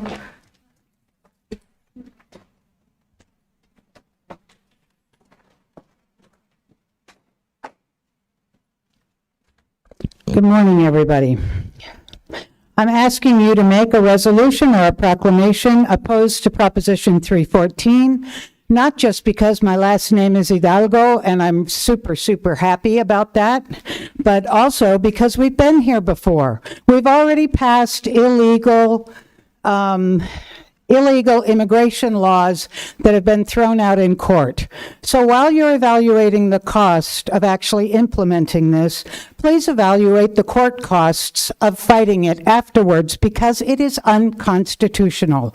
Unfortunately, the woman who talked about the Constitution has left. But if you care about the damn Constitution, don't pass laws that are unconstitutional. So I would appreciate it if our local board of supervisors would speak out against it. Have the nerve to prove to the rest of us that Pima County is not about hate. While the country falls into hatred of everybody who doesn't look like me or Rex Scott, for example, no offense, Rex, Anglos all, we don't need to be that way. We are Pima County, and we are better than that. And so I call on you to listen to the presentations that we heard, the wonderful presentations about the cultural diversity of this town, question who is an immigrant and who isn't, and create a proposition or a resolution opposing 314. Thank you. Thank you. Vivek? And then how do you pronounce your last name? Barthan, thank you. Barthan, thank you. I just didn't want to try. Good morning. My name is Vivek, and thank you for your time today. I am here to add my name to the list of people asking you to do whatever you can to come out against Proposition 314. I grew up in Tucson. I came here with my family from India when I was 5. And we all know that racial bias exists in policing. We've read the reports over the last 10 years and more, but especially in the last 10 years. And we know that police encounters disproportionately affect Black and brown people. Some of us don't need to read the reports because we've experienced it personally. I remember for me, it was the first time was when a police officer nearly separated me from my parents when I was 6 or 7 years old. If this passes, this law could be a first strike weapon that would empower malicious police officers and limit the ability of those practicing good judgment in the moment. It's intended to further punish and criminalize immigrants. And Lord knows we've already have enough of those laws on the books. And Lord knows we're already enforcing and punishing people as they cross the border. These laws would punish people most cruelly and without any compassion or consideration. And while I'm here at the mic, I also want to encourage everyone to vote against Propositions 138 and 312 because I think they're equally cruel. Thank you so much for your time. I appreciate it. Thank you. We have Pilar Reese and Manuel Reese, and then those are the last 2 cards. So if anyone else wishes to put in a card, please do. You are Pilar Reese, and then Manuel Reese. Okay. Thank you. I might want a camera here in a minute. So I don't know where it goes. Is this where it goes? My name is Pilar Acosta Ruiz, and I have a lot of good ideas on how we could stop the division in this city, in this county. So a couple people have already spoke. We need to stop influencing elections. That comes in a lot of different forms. It's damaging, stealing signs, taking photo opportunities. Let me find my notes. The reality is you all are elected by the entire county. Whether I agree with propositions, whether I agree with your stance or not is not the point. The point is that you represent everybody. So therefore, I don't think you guys should be taking political stances of any sort. That's how you continue to create a divide, right? So you just need to abstain. You need to abstain from taking political stances. You could, however, do a resolution about having fair elections and having, like, whereas I hereby say that nobody will touch anybody's signs, whereas hereby I will not take photos with other people, whereas I will not promote candidates. This here is to show you, you can go ahead and turn it on. You all are endorsing lots of candidates, which is a political influence. And one of the people that you're influencing, promoting, I don't know if you've seen the article, but you might want to take a look if you're not going to show it at TUSD board last Tuesday, 44.44 into the call to the audience. Talk about conflict of interest and possible violations of state law. You know, we need to start doing things right here. And the people that work for Pima County who are getting into question with these photos that are being taken, it's not their fault. You guys need to be more careful with what you're doing. There are political signs on city traffic light poles of only one candidate in this county, the one that should know way better than to have them there. I would ask that you, if you don't do a resolution, that you ask your supporters to stop tearing down signs. I actually saw one of your supporters, Madam Chair, pull up in broad daylight in the middle of Broadway between Swan and Columbus, get out of her car, pull up a sign, open her back door, throw it in, and take off. It's happening way too much. So you guys do have the power to, you know, create unity, make a resolution, tell your supporters and the whole community to stop. Let's just like learn to get along. Thank you. Manuel Ruiz. Hola, buenos días. I'm speaking English, but my first language is Spanish. Entonces hablar en español. ¿Por qué vengo aquí? O más bien, ¿por qué estamos? Por la proposición 314. Yo vengo en representación de todos los trabajadores de aquí, del Arizona y de Tucson. Soy parte de Josefina Ahumada Worker Center. Y vengo a hablar y dar la voz de todos ellos. Ya se había vivido con anterioridad todo este tema, en el cual se vivió con horror, terror y mucho desespero.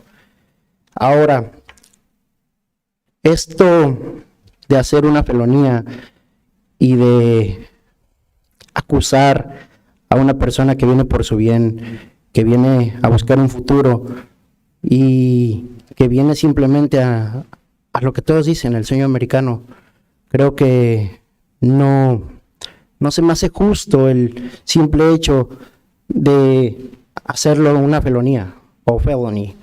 Entonces, yo no soy de esos ideales y creo que ninguna de las personas inmigrantes que venimos a batallarle a este país y que no venimos a hacer ningún mal, sino venimos a apoyar.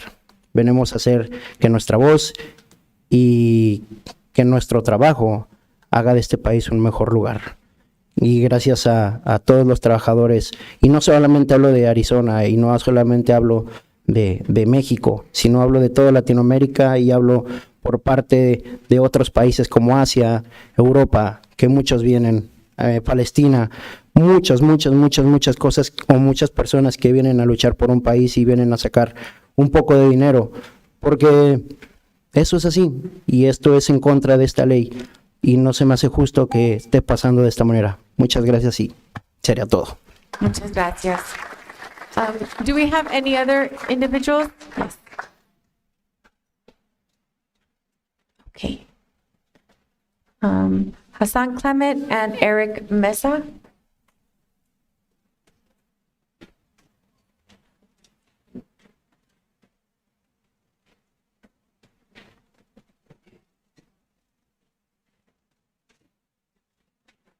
Peace. Good morning.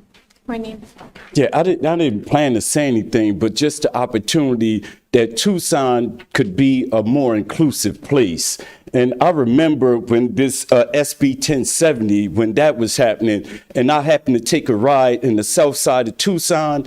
I don't have the history of being in Poland or in Nazi Germany or any place like that, but to feel the oppression on the street and to feel people feeling like they have to hide, that they can't come out on the street, that was a real palliative palatable feeling on our street. And for us to enforce or to legislate some racist stuff like that, to bring that type of oppression to our community, just like you can do something, you can speak out against it. And I keep hearing politicians say that, well, we can't do anything, there's a state override, or we can't do anything about that, but you can do something about this and speak up, please.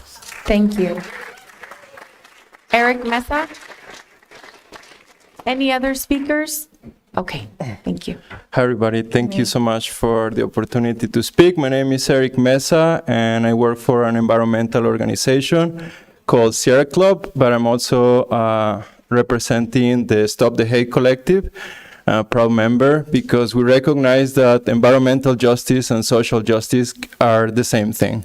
So I think one of the things that brought me here today is to oppose the Proposition 314, because the Secure the Border Act will fail by design. It was drafted by the same kind of radical politicians who actually tried to stop some real change at the border. I am the Borderlands coordinator. I spent a lot of time working on border-related issues, so I see it with my own eyes. And I recognize that fentanyl, it is a problem, a big problem in our communities. But efforts to deal with dangerous drugs only using policies that are aimed to restrict the supply will always fail. We really need to also take a look at the demand and what can we do, how can we support our community members that are suffering right now. So in many respects, this is a repeat of the failed SB 1070 that not only divided the people of Arizona, but hurt our reputation as a state as well. We have succeeded in attracting employers, so doing this law could put also that at risk.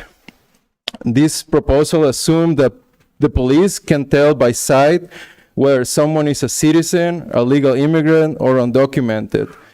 So I think the drafters of this measure clearly don't care if people are harassed, even if they're citizens or legal immigrants.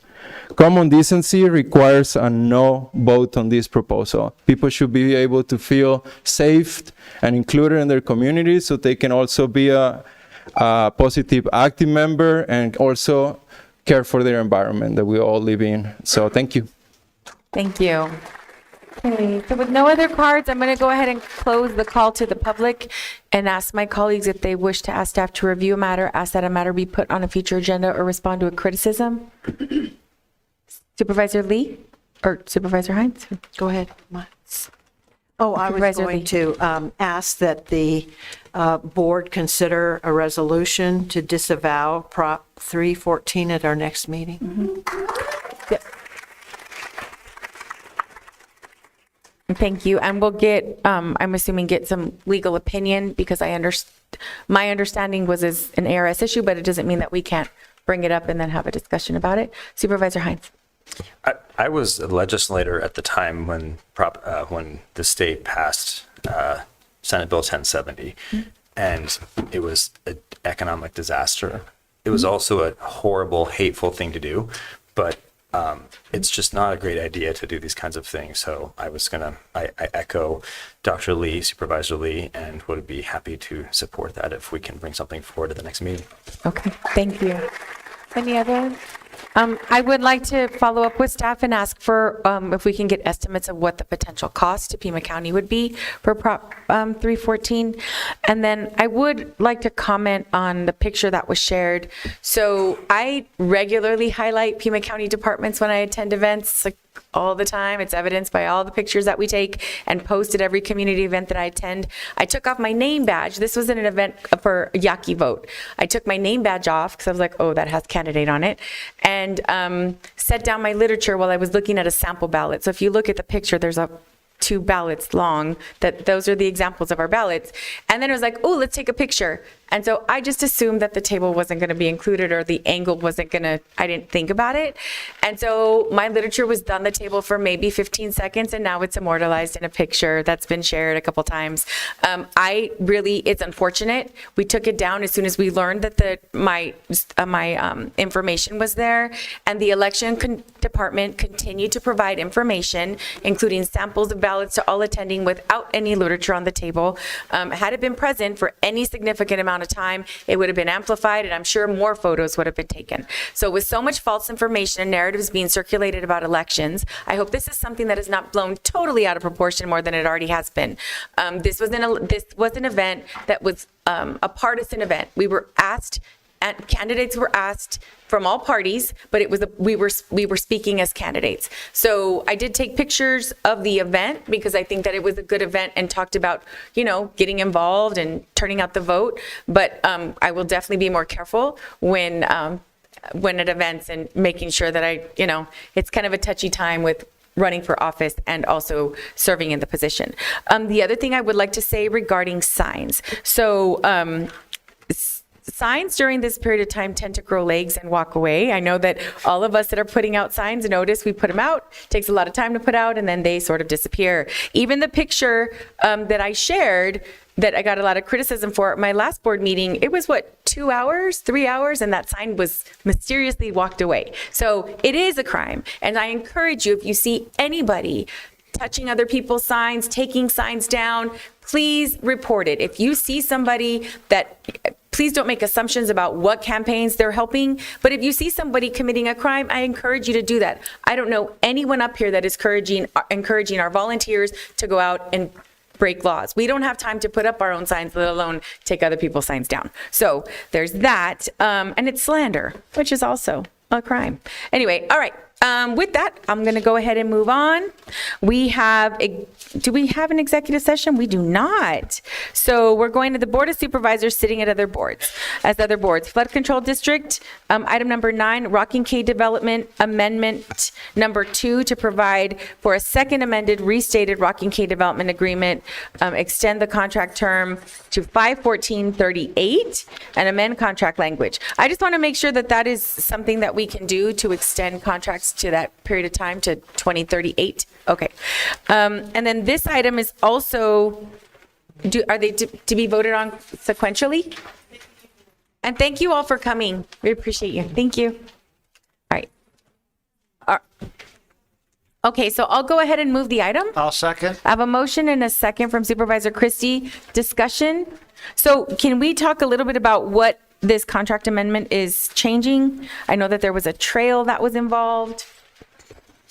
Certainly. Thank you. Chair Kitty Hall, the Deputy County Administrator, Mr. DeBonis is here to answer questions, and you also have Ms. Storm is here from the development as well.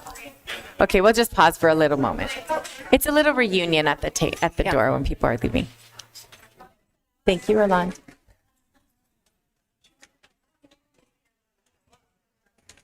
Okay. Deputy County Administrator DeBonis. Madam Chair, members of the board, the county administrator did provide a memorandum with additional information. There are 4 bullets in that memo that really synthesize the key changes of this development agreement, and one, and critically exciting, is the dedication of the Rincon Creek. So there's over 500 acres of the Rincon Creek that will be dedicated to the Pima County Flood Control District and Pima County as part of this change. Also, then there are some fill materials from prior construction activities that are in the regulatory floodway that will be removed from the floodway. They'll be used in part to help form a pad that's available for future construction of the town center at Rocking K. And then also there are provisions that identify the location of a future bridge to be built across Rincon Creek. So doing that at this point in time really sets the footprint for where and how development can occur. And the benefits of that along with the dedication of the Rincon Creek, is that development is pushed farther away from the floodplain. And then there's also a removal of the golf course on the Rocking K North portion of this master development community. And then, as you noted, Hope Camp Trail is a trail that will be a public dedicated open space amenity that will be constructed. The location of that has been finalized, and Rocking K Development will contribute towards the construction of that trail once the county comes up with the cost estimates for it. Okay, thank you. Any other questions? Yeah, Madam Chair. Supervisor Christie. Mr. DeBonis, legal has signed off on this agreement, on this piece of agenda item, right? Madam Chair, Supervisor Christie, that's correct. Thank you. Okay. We have a motion and a second. All in favor say aye. Aye. Opposed? Item passes unanimously. Supervisor Hines is not at the dais, but we'll jump then to 25 on page 6, because these are supposed to be done together. So 25 is Rocking K Development Amendment Number 2 to provide a second amended and reinstated Rocking K agreement to extend the contract. I'll move the item. I'll second. I have a motion by Supervisor Christie, and I seconded. Any discussion? All in favor say aye. Aye. Opposed? Item passes 4-0. Okay.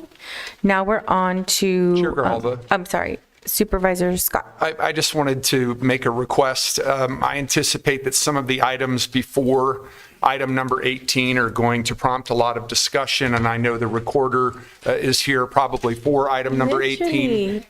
Oh, well, then. We're on it. Somebody's ahead of me. Move. We will move. Yes. All right. It isn't me. No, just kidding. Okay.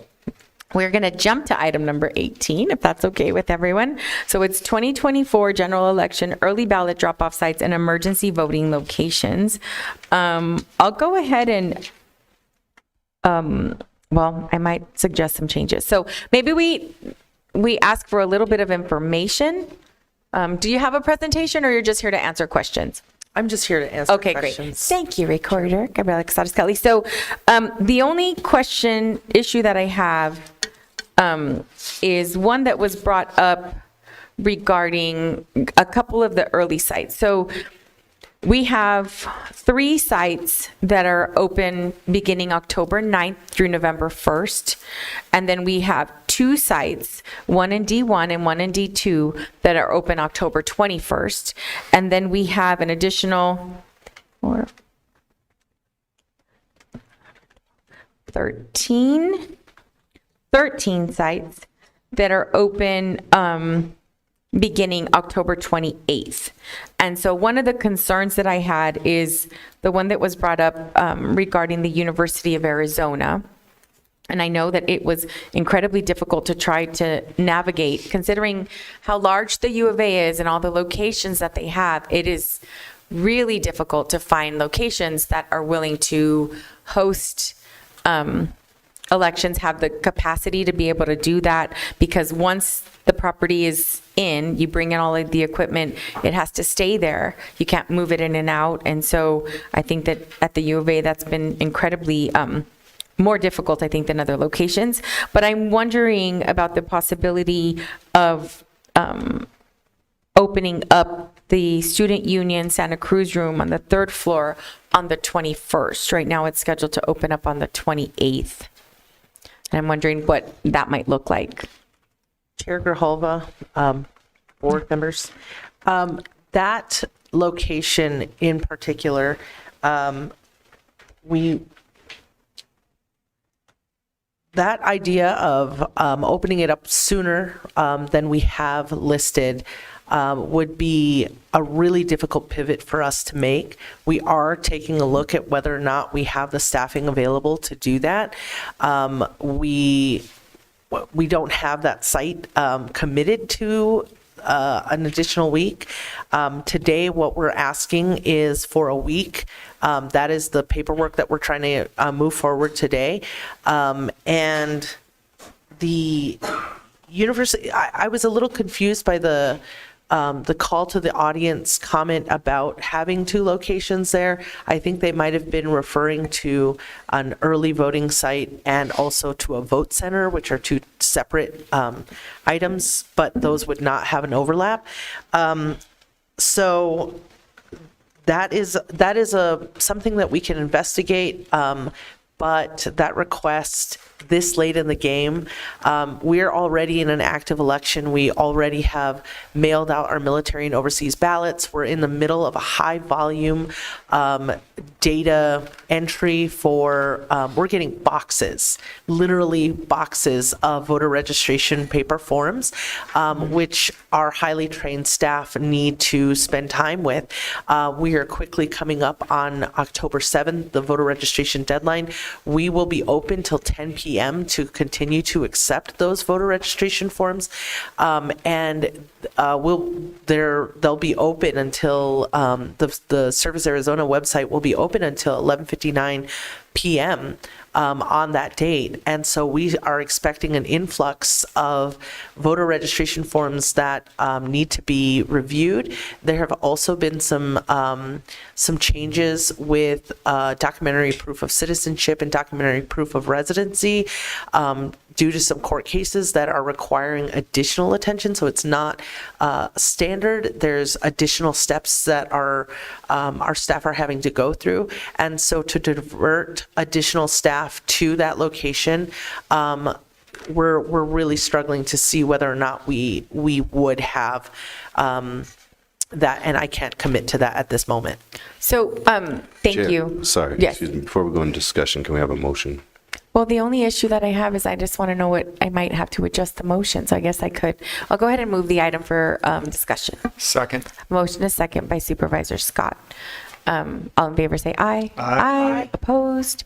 Item passes 4-0 to move forward. So we did receive an email that you probably were on your way here. It was at 8:43 by the Assistant Vice President, Ms. Katzel, who said that we can accommodate an earlier start on early voting on campus, Santa Cruz Room, and the Student Union beginning on Monday, 10/21. And you were emailed Constance Hargrove and your deputy, Marion Chabot. So we just got it, so I understand. But I understand that ASU's is opening on the 9th. You know, there's some pressure. Wildcat, Sun Devil thing. No, I really do think, though, for accessibility, especially with that population, and that they're going to be voting the vast majority in person. I'm wondering if we could pass this with that site opening on the 21st, at least tentatively opening on the 21st, provided you can provide that support. Because I just think I would. If you find out later that you're able to do it, I would prefer to have everything already ready to go versus us, voting to start on the 28th, and then you find out amongst everyone, including this contract, that you have the capacity to start on the 21st. I think that would be preferred. Does anyone have an issue with that? No, I agree. Okay. So how about, what do you think? I think that requires, as you mentioned, I was on my way here. I have not had an opportunity to discuss that with my chief deputy or our voter administrator and to discuss the staffing. Today, we are in training. So it will take a little bit of time for us to get all the right people in the room to find out what the logistics are of that. However, I do feel comfortable if you would like to add that in so that I don't have to come back here again to make that change in the future. That would be really helpful for us because it is very time consuming and time sensitive. However, I would like to reiterate, I cannot commit to that, but I do share your concern for this particular community. This student body group, in particular, they're the most likely to be impacted by federal-only voting laws. They are most often, because they're living in temporary housing and they don't, parents are not excited to send their 18-year-old with their birth certificate to their dorm room. And there's a lot of movement and a lot of change. And so typically they don't when people relocate here and they're here students for 9 months, 4 years in a row, those students live here, but they don't usually pack their birth certificates or their passports and those additional items.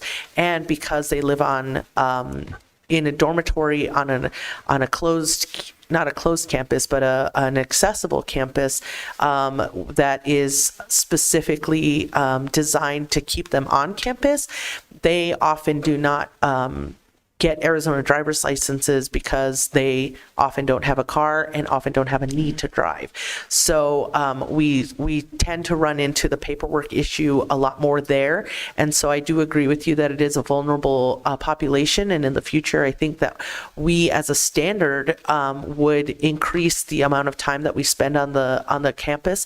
However, for this election, in the middle of an active election, when we're already in the middle of our planning and logistics, and hiring, and we are facing a hiring concern with the change over to Workday, that might present additional burden for my office, but we will do the best that we can because we are committed to that population. So how about we put like an asterisk on the University of Arizona with a hopefully tentative opening date of October 21st, and then you can let us know.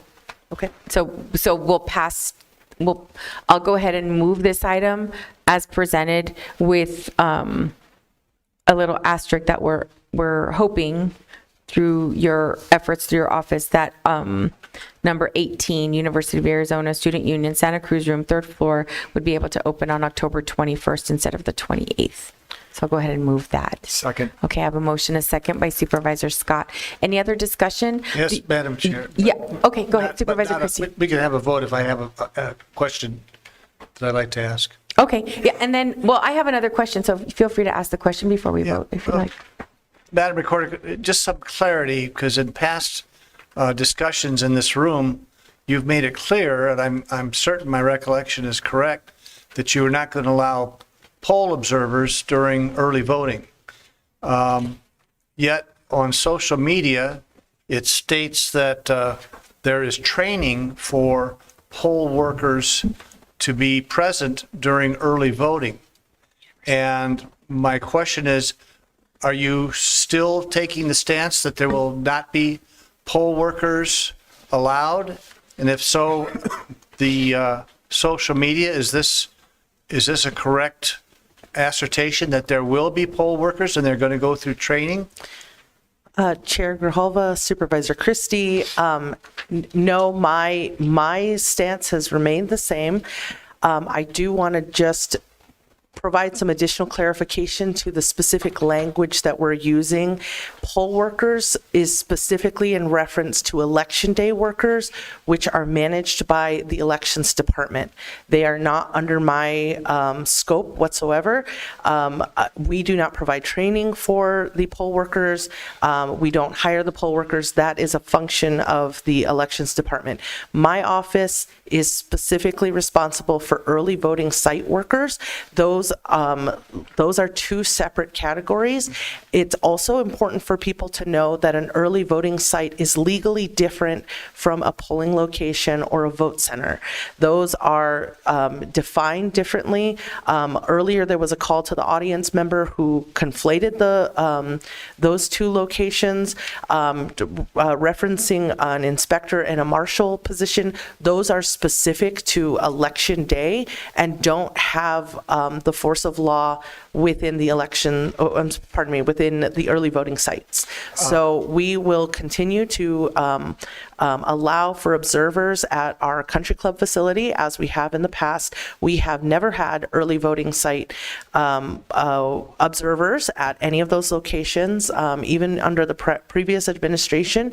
And so again, I continue to move forward with simply offering observation, if interested, through the parties at the country club facility where we are processing those early ballots. Well, Madam Chair, Madam Recorder, if I could just quote what the social media says, that poll observers are stationed at voting locations during early voting and on election day.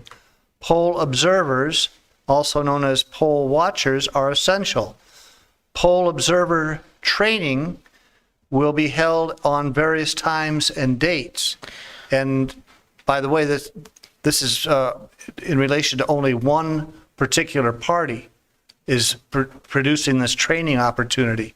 So how do you respond to what is being stated in the public domain regarding poll watchers, which you say you're not allowing to have available? Chair Grijalva, Supervisor Christie, I cannot be responsible for what a political party is posting on their website. I am disappointed, as we have provided many documents explaining the difference between the two. We have those resources available on our website, and if that is being posted by a political party, I have no control over that. I would please urge people to take a look at the official correspondence and communication that the Elections Department and the Recorder's Office are putting out. So, Madam Chair and Madam Recorder, then you disavow any connection or any knowledge of this posting regarding training of poll workers? Chair Grijalva, Supervisor Christie, I have not seen the post that you are talking about. That is not something that was put out by my social media team. I am responsible for the Recorder's Office and the communications that go out from the Recorder's Office. I do review the social media posts before they go out. That is one of our checks that we have within our office to make sure that we're putting out accurate information. Again, I do not have control of other people's political posts. It doesn't matter which political party. I have shared that information. I can reach out to those who are incorrectly posting. However, that is not the scope of our work. Madam Chair, Madam Recorder, I think it would be helpful if you did reach out to the social media platform that's being used here to describe the training that they say is going is taking place, because it is confusing because of your stance, previous discussions of not allowing poll workers. But clearly this is either misguided or there's some kind of miscommunication that needs to be clarified. Well, and perhaps you could send her a screenshot of the site that you're looking at, so Certainly. it's not a, because it gets so intimidating trying to find stuff that you're looking for specifically on someone else's. We'll share it with you. Yep. Thank you. The only other question I have is, are we working, I know that unfortunately Director Hargrove isn't here, but how often are we working collaboratively so the locations that you're using as early voting sites are like the emergency voting, how often are those also polling places? Vote centers. Yes. So we are communicating where our locations are, and we are also reviewing what the Elections Department decides. I don't know off the top of my head which locations are also vote centers. They have not yet approved those locations, or you have not approved. Yeah, we haven't. All of those locations. We have adjusted our hours. Previously, we used to close the emergency voting locations at 5 p.m., which was dangerously close to the time that the vote center workers, the poll workers, would come to set those sites up. We would often have interactions between the two. Things have gotten heated before. It was not a very positive transition, and so to mitigate that, we have now changed our emergency voting hours to end at 3 p.m. so that our staff members, if a voter comes in at 2:59 p.m., we are obligated by law to give them a ballot and allow them to vote that ballot and take as much time as they want, even if it's after 3 o'clock, as long as they were in line by 3 o'clock.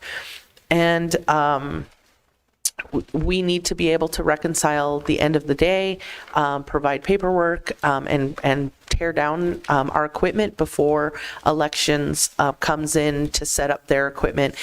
So we have specifically done that to make way for that, if that is the choice. However, that is a decision that is not up to me. That is something that is completely facilitated by the elections department and by this body. And we're happy to continue to work together in communicating that to the public in whatever way that's needed. Yeah, I think that if it's a location that's good to be an early voting site, ideally, so community is not confused, because they'll see the little A-frames out saying early voting, and it says Pima County and turn this way. And then on election day, if they're E-Day voters, they show up and they've seen these signs for, a few days, and now it's gone. So I think ideally, whenever possible, for those locations to be the same would make it easier for our community, I'm sure. Madam Chair. Yes, Supervisor Christie. Just a thought occurred to me, just asking a question of Mr. Brown. Is there any legal conflict or ramifications involved in this body voting on an item with something with an asterisk? Chair Grijalva, Supervisor Christie, I took this as a modification of the motion. Is that correct? So it's just a modified motion. Okay. And then my assumption will be you'll let us know as soon as possible if it's able to be an earlier, open it on the 21st. Chair Grijalva? Okay. Yes, that is correct. Great, thank you. Any other? Supervisor Hines? This actually is mostly to the sort of last topic, but can you remind me and others what are the rules with regard to, I guess, like especially for undergraduate age, average age folks, like, can they vote here? Because as a legislator, I was told that, yeah, if they designate they can absolutely vote in the state of Arizona, not even just for the federal races. Could you just, since this is your expertise, do you mind just sharing that with us? In order to be eligible to vote, a voter must reside in Pima County for at least 29 days and be 18 years of age, a U.S. citizen, and not incapacitated or have their rights revoked. And so all a person needs to do is be able to prove that they live here 29 days. That is a documentary proof of residency, that has become something that is very cumbersome for many people to be able to provide that proof. And then also, of course, the documentary proof of citizenship. We are one of 2 states in the country that has that requirement. However, voters are still attesting to that they are U.S. citizens when they register to vote. For students, it is recommended that they discuss any changes, because if they are making the decision to be a resident of Arizona, that is not something that you accidentally do. It is an intentional act. And if you are receiving a scholarship that is based on your state or your county or a location somehow, you would only qualify because you're a state, because you're a resident of that location. That is something that you need to discuss with the financial aid office and with that scholarship or grant. But for the most part, if a student is choosing to change and intentionally claim Arizona as their residence, they would then also, of course, receive the benefit of being an in-state tuition student as opposed to an out-of-state. So it is something that students will make a choice on. There are many different scenarios in which students might find themselves. If a student chooses to vote, maybe they're from Ohio and they want to vote an Ohio ballot, that is their choice to do that, depending on where they consider their residency to be. And they would then need to call Ohio and their county clerk or recorder and arrange for a ballot that way.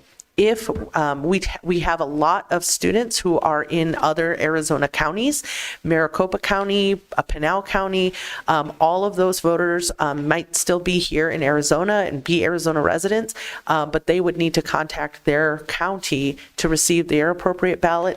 And for those students who choose to make Tucson their home, make Pima County their home, they have the ability to register here and receive a ballot here, which again, because all of those scenarios are so prevalent in that community, it is really helpful for us to have that early voting site there.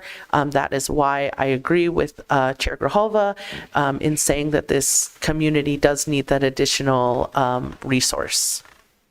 Thank you. Okay. So I'll go ahead and just to confirm, it was a motion and a second to move forward as amended. So with that additional on 18. Okay? Any other questions? That cleared up? All right. All those in favor say aye. Aye. Aye. Opposed? Item passes unanimously. Thank you. Did you want to add something? I did. Yes, absolutely. I do have one additional comment for all of you. You can take a look at the recorder.pima.gov website to view all of those early voting sites, and we're really happy to have that on there, especially in the situation where we have changes. That will be automatically reflected, and that is going to be your most up-to-date reference point. The other thing that you'll notice that there is a little car icon on several of the locations. We intend to have drive-through ballot drop-off throughout the at our main office at 240 North Stone, at the Fellowship Bible Church on the east side, 6700 East Broadway, our country club facility, which is also where we process our ballots, our ballot processing, 6550 South Country Club, and then Oro Valley, which is our next highest volume location, 1305 West Naranja Drive in Oro Valley. And so we're hoping, and again, this is really depends on our staffing. It is hot, and we do really depend on our wonderful intermittent staff members. Oftentimes, we're asking people to work for a whole week at a time or 2 weeks at a time. That tends to be our retirees. Our retirees are our biggest group of site workers and just our intermittents in general, and we rely heavily on them. And so depending on our staffing and those locations, we hope to provide that service. We know that it was very popular in 2020, and we look forward to having a high volume turnout. Yay, thank you. And then the information about the early sites will also be on pima.vote. Yes. Is that correct? Okay, because I know that we're really messaging like just go to pima.vote, so hopefully we're all coordinating so everything is as up to date as possible. Yes, Yay. Pima.vote, and all the information regarding early voting sites, election day sites, and it'll send you to the right locations, voter registration, identification requirements, all of that information can be found online. Great, thank you so much. All right, thank you for being here. Thank you. Appreciate you.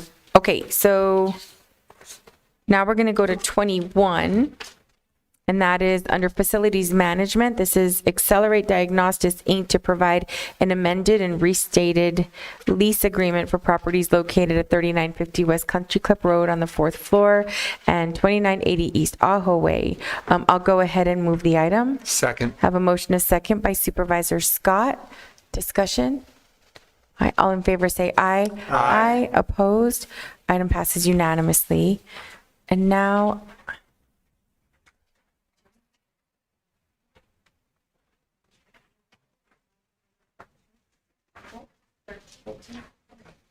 so I believe we have Ms. Darland here for 13 and Ms. Moulton here for 14. So can we jump to both of those? All right, so we'll start with 13. And this is an update on county initiatives to address homelessness and public safety. Administrator Lesher. Thank you very much. Chair Grijalva, Mr. Holmes, and Ms. Darland are here to, Ms. Darland will go through the presentation, and then a lot of staff here to answer any questions. Thank you. Thank you. Good morning, Madam Chair and members of the board.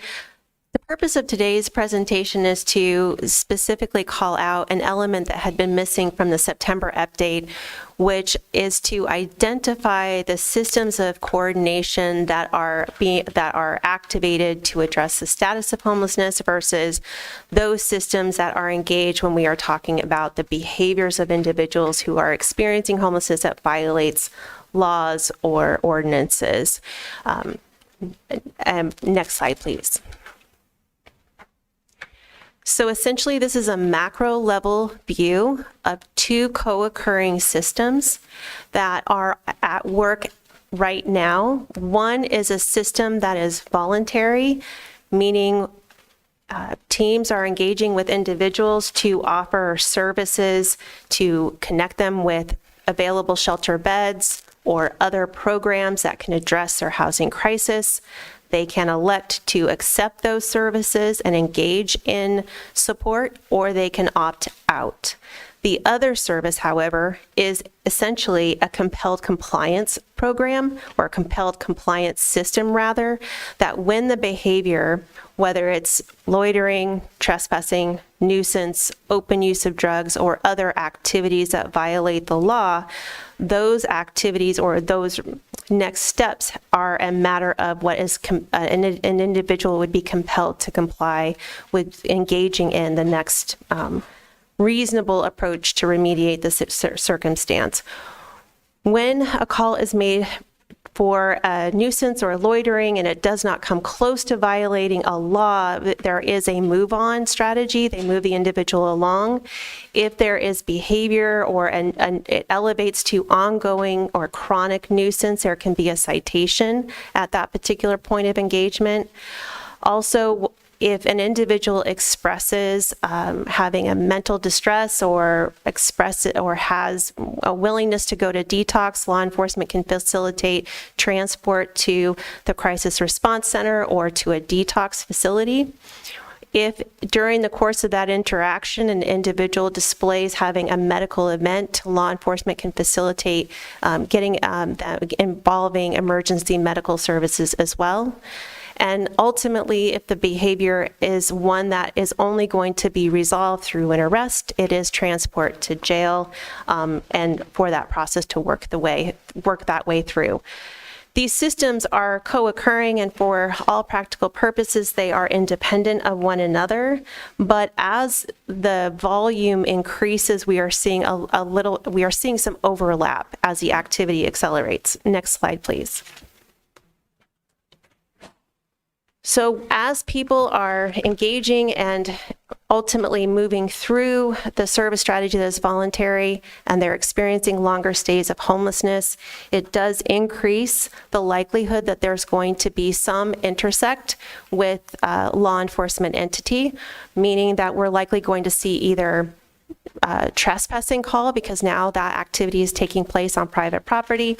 We're likely going to see increases of likelihood of nuisances or nuisance calls where an individual has been engaged on more than one occasion.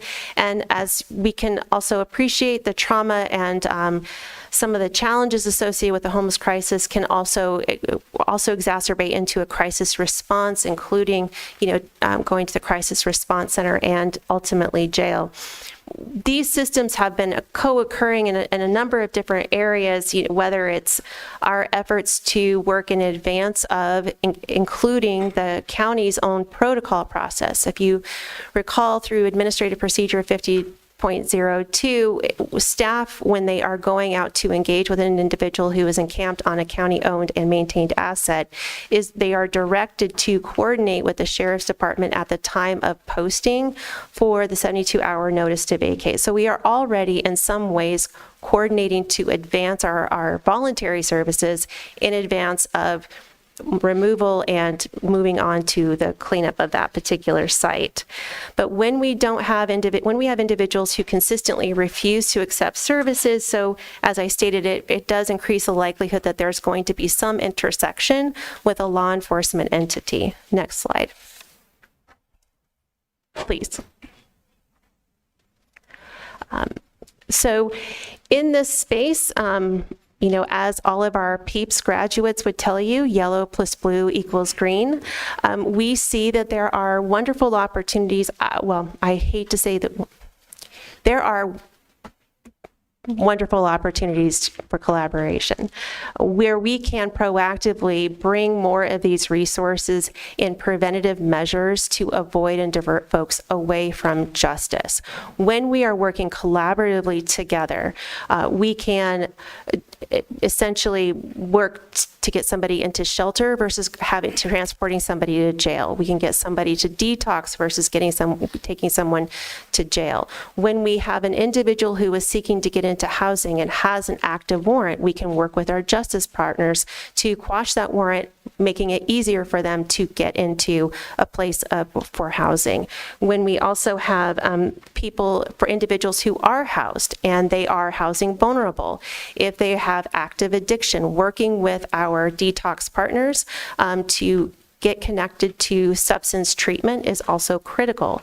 When we have individuals who are recently housed, who are having a mental health crisis, having connections to our crisis response partners as well can go a long way to ensure that they remain housing stable.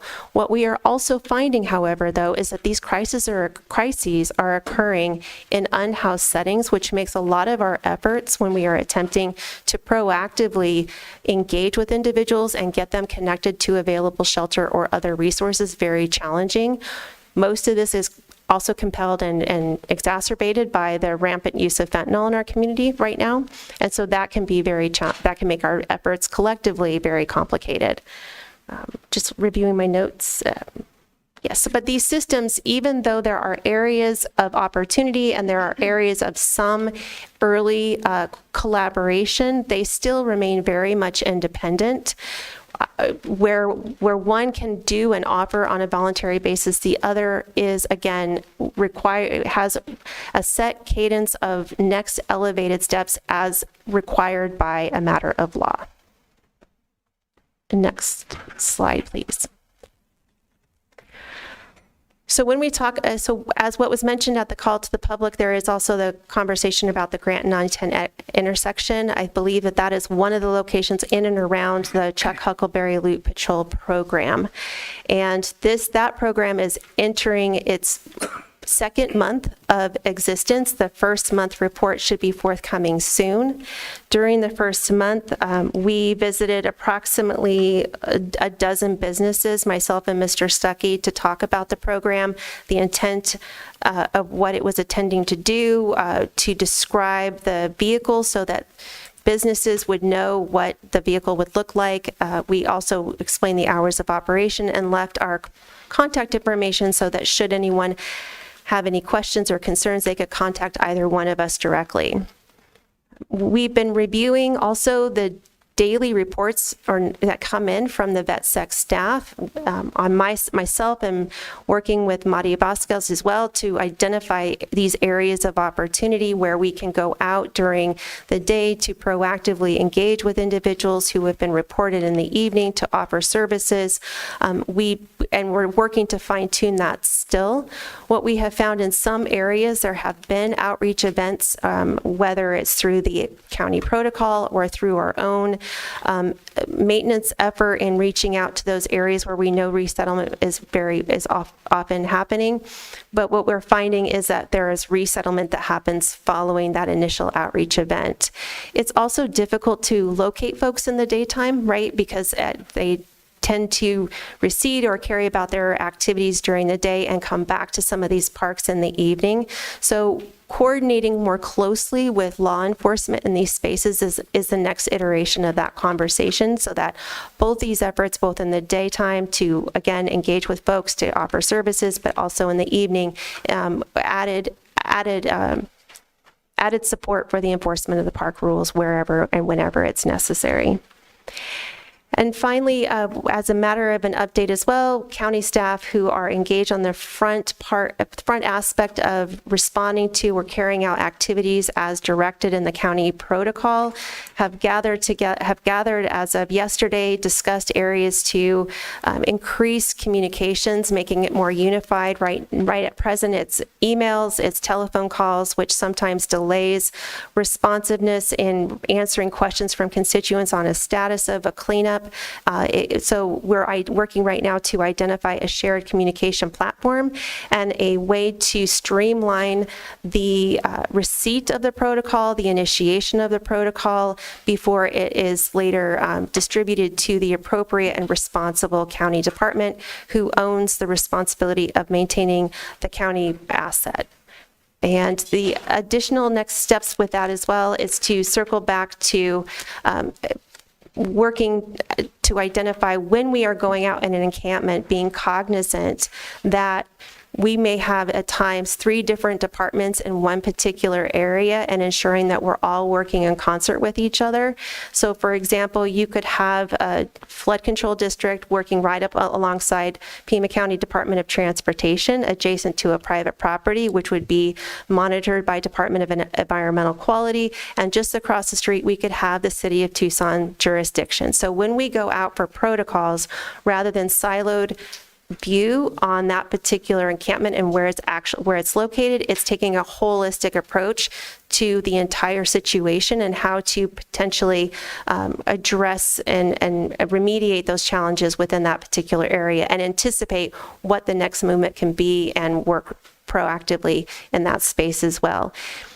And I think that completes my update, and I'm happy to take any questions. Okay, and we also have Deputy County Administrator Holmes. Can you talk a little bit about any progress that's being made in working with judges and legal and some of those other issues? Chair Grijalva, we continue to be optimistic with our presiding judge and being open to some of these discussions. The progress that we made so far has been relational with folks that we know who are handling initial appearances to encourage those who are exiting from the jail during initial appearances to be a condition of their release that they visit the transition center. This has not become systematic, right? That's something that we're going to have to continue to work with the judges.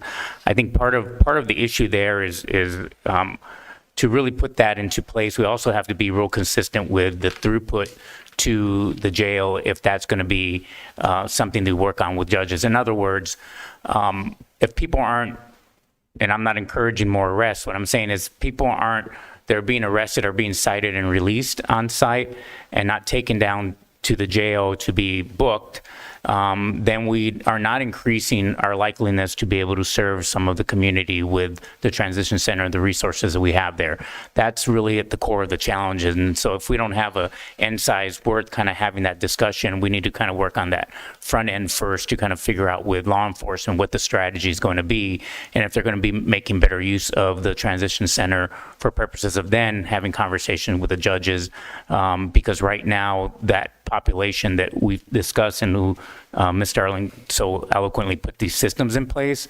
are still not, at least on the law enforcement side, really clear of what the strategy is going to be, because there's a lot of discretion with enforcement that right now is not necessarily making the impact that I think the board wants us to have. Okay, thank you.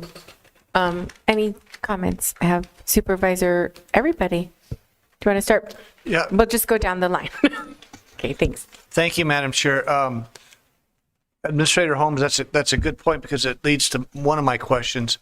We saw your chart about the two sides. One is the social, or I shouldn't say social, but the implications regarding mental health or drug addiction.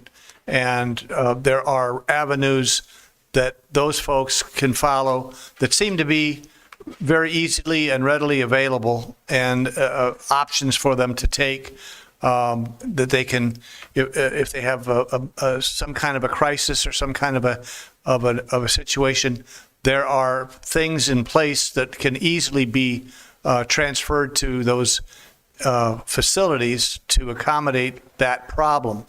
Then you spoke about the more and more contact into the law enforcement side. That was a different segue, I guess, into another major problem of a basically a two-sided problem. So you've got the law enforcement now. You've taken care and addressed pretty much a lot of the opportunities for mental health and addiction problems, and you made it clear that it's if those things don't come into play, the contact with the law enforcement issue will come into play. What is the significance of that, and where does it? We know where it leads with the mental health and the addiction. Where does it lead with the law enforcement side? Chair Grijalva, Supervisor Christie, I mean, you bring up a really valid point. I think, and you touched on it just a little. Yeah, I mean, the issue that we continue to deal with is there's not a forced choice in this, because none of these things happen in real time. In other words, outreach team isn't going side by side with law enforcement as they deal with these issues. That's just not kind of how the protocol works, unless there's a cleanup activity happening, and as a result of the cleanup, we want to make sure that people are being moved along. And usually it's the presence of the officer that helps move people along, but the officer's role in that cleanup is not necessarily to check for warrants or to actually arrest people, right? And so there's not a teamed approach in these visitations of encampments.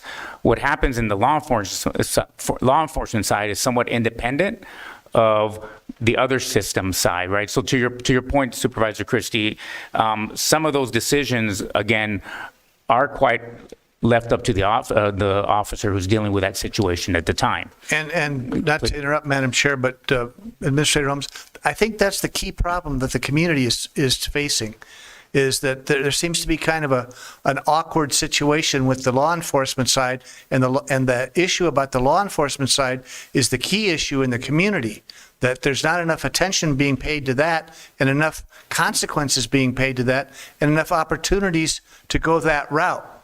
And I commend the efforts of everybody on the addiction and the mental health issues, because we've made pathways to accomplish some kind of a reconciliation with those. But it doesn't seem like we're getting anywhere with the law enforcement side, and that seems to be very frustrating for you folks on the front lines. But I got to tell you, it's the most frustrating thing in the community, that they believe that the laws are not being enforced. Do you have any kind of a game plan or approach or a blueprint where we can take what we've learned with the mental health and addiction problems and apply them to the law enforcement? Chair Grijalva, Supervisor Cruz, Administrator Lesher, I know, is trying to schedule a meeting with our law enforcement. I'll let her. Oh, I'm sorry. I was looking at our county administrator and misread the cue, so I apologize. So I think we need to meet with law enforcement to figure out what the best strategy is. Let me paint a clearer picture, Supervisor Christie, if I may. If a law enforcement officer is out in the field dealing with a particular issue with a homeless individual, there's three choices that they can make, right? They can, in dealing with that issue, tell the person, you need to move on, which you see that, or just, you can't be here, please move, get out of here, right? Even if they're committing a crime, it could be like any other one, you got to get out of here. They could arrest the person and release there on site. So if it is enough of a crime for arrest to happen, then you can do a paper arrest, right? Arrest and release on site. And the third choice, right, is to actually arrest a person and take them down to the jail, depending on the actual type of crime, whether it be misdemeanor or felony, will determine whether they go through a pre-booking module or they go actually into the jail for booking. Those three choices right now have been on the table and are continuing to be part of the process. Let me ask real quick, Madam Chair, if I may, Administrator Holmes, the arrest and release, what is that? So Chair Grijalva and Supervisor Christie, that is a common strategy with our officers. It really is. It's called kind of a paper arrest, and I'm getting Does it into have any consequences? So I'm getting into territory that I'm speaking for our law enforcement, but I know enough just from having worked with our colleagues that this is kind of a common strategy. So the consequences are that it is equivalent of an arrest where you would have to show up for court later. So it's similar, other than you're not being booked in jail and you're being cited and released. Kind of like a traffic ticket. Chair Grijalva, Supervisor Christie, the concern there is, particularly if you're dealing with unsheltered community, you're citing and releasing.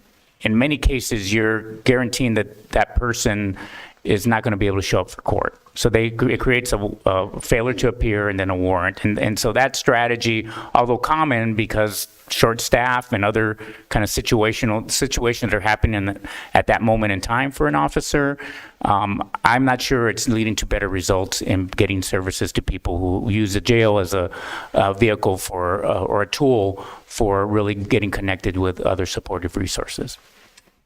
Madam Chair, one quick final question, if I may. On the Huckleberry Loop patrol program, are those Pima County Sheriff's deputies doing the patrol, or are they City of Tucson Police? Madam Chair, Supervisor Christie, the patrol themselves is the contracted BETSEC patrol. So these are not official law enforcement officers? Correct. They are like a security guard? Correct. They are there to enforce. Is that the best resource we have on the loop? For the purpose of enforcing the park closure rules, that is part of the pilot program to establish what the best course is.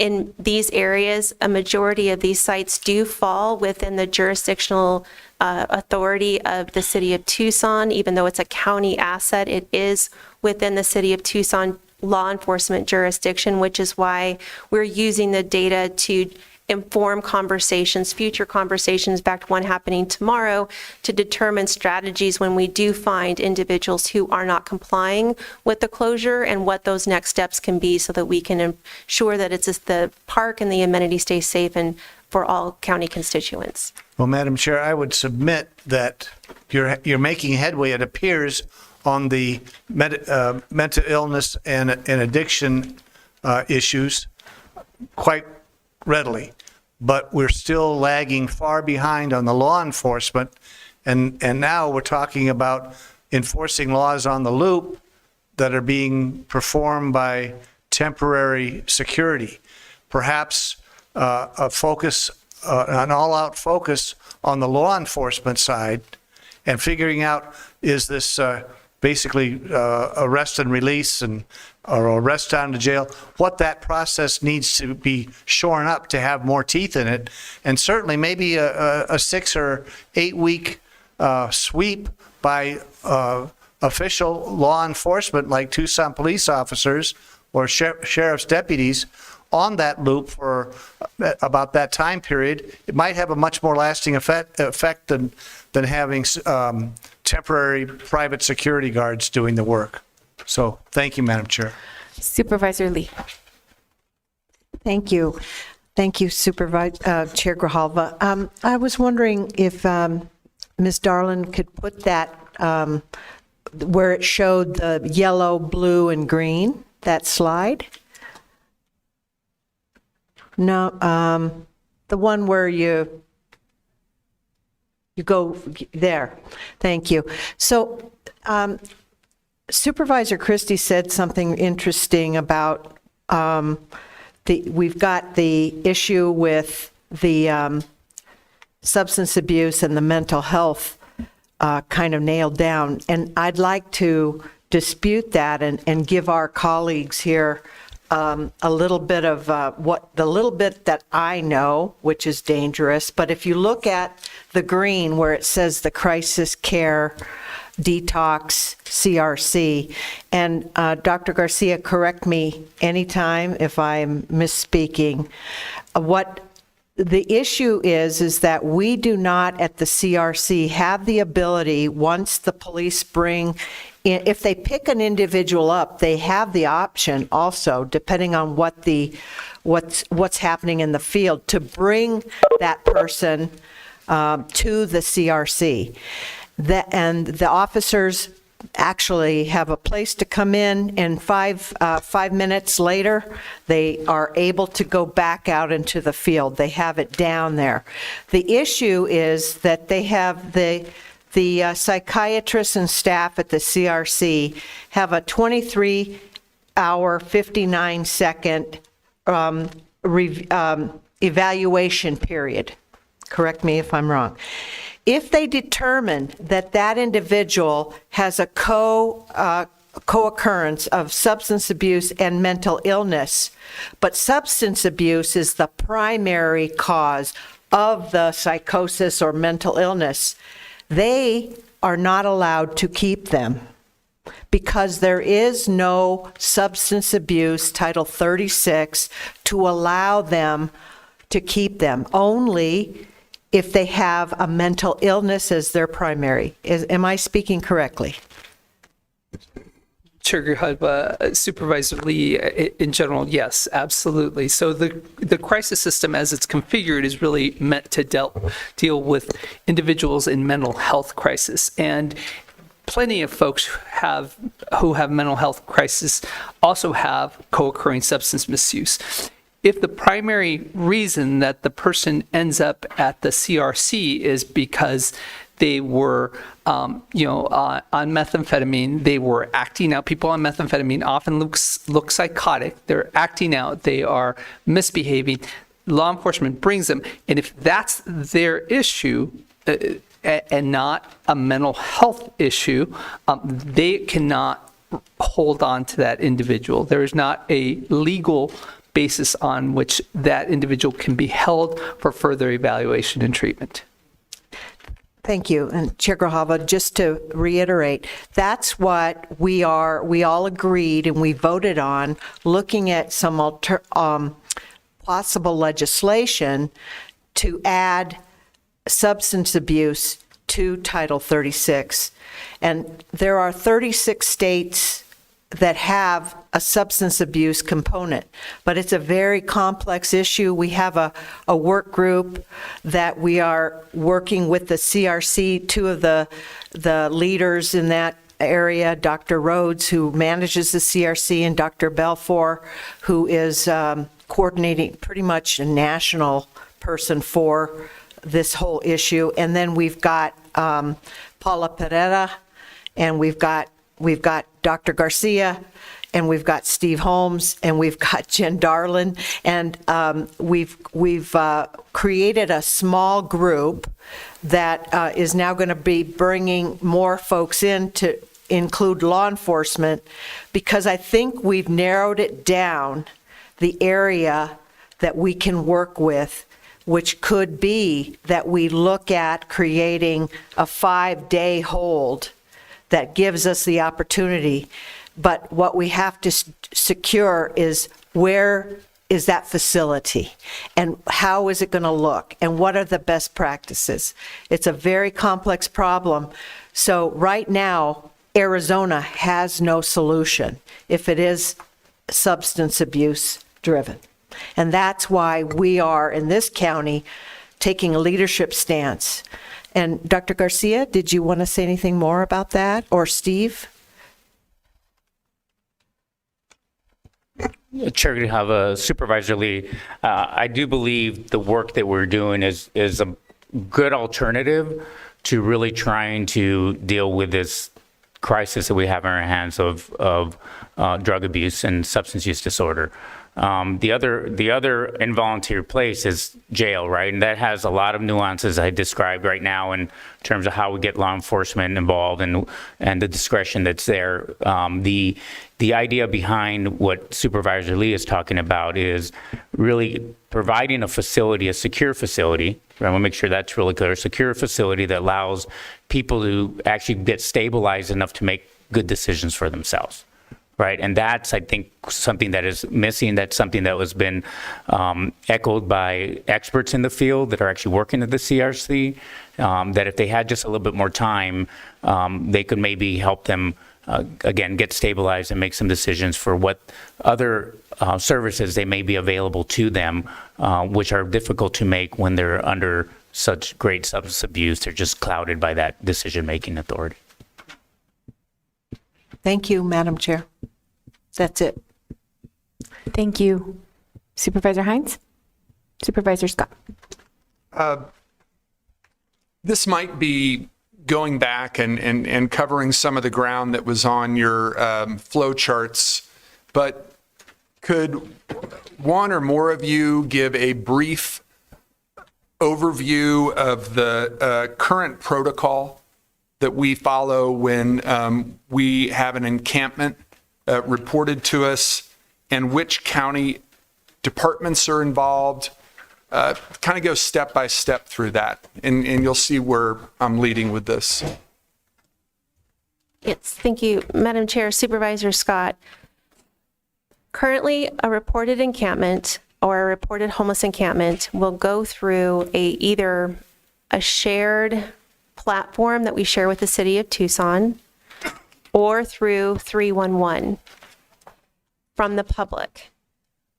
Within county departments, it's generally an email to homelessprotocol@pima.gov.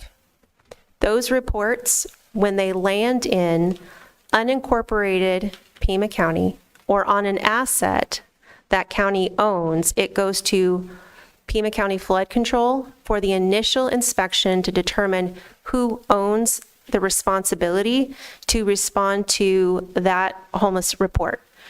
That means it's not just whether or not that is a determination, is it public land, is it private land? If it is private, the report goes to Pima County Department of Environmental Quality, if it's private. If it's public, further determination on whether or not it's genuinely in unincorporated Pima County, or is it in incorporated jurisdiction of Marana or Oro Valley or Sahuarita. The other piece is, does it belong to, or is it an asset in unincorporated Pima County that is maintained by Bureau of Land Management, Arizona Department, if it's state trust land, if it's ADOT. So it's to make sure that the right jurisdiction that owns the responsibility of that asset is notified. If it is owned and maintained by Pima County, it is further then determined which department owns the responsibility to maintain that asset. It could be flood control, it could be Pima County Department of Transportation, it could be our new Conservation Land and Resources Department, it could be Parks and Rec, it could be Facilities Management, it could be also, I believe, even economic development. If they have land assets, if that asset is recorded as being within that department also has a responsibility to respond to and remediate the homeless encampment on their space. Once it's determined who owns that asset or which county department is responsible to respond, the next directive is it is sent to that department. That department is to coordinate with homeless services outreach.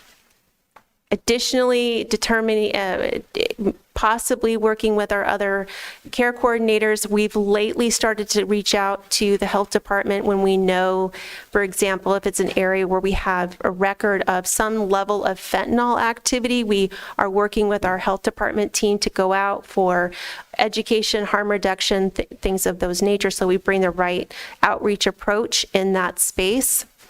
Outreach is provided to, again, offer available shelter and any additional service to get that individual or those individuals out of that environment, to let them know that they are on a public place that they are not allowed to camp on.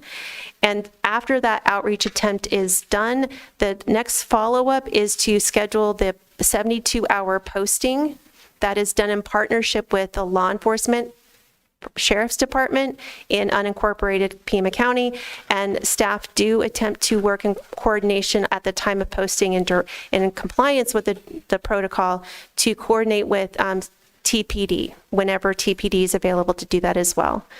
Following the posting of the 72-hour notice is when our contracted vendor will go out to remove anything that may be left behind by those individuals after they have vacated the site.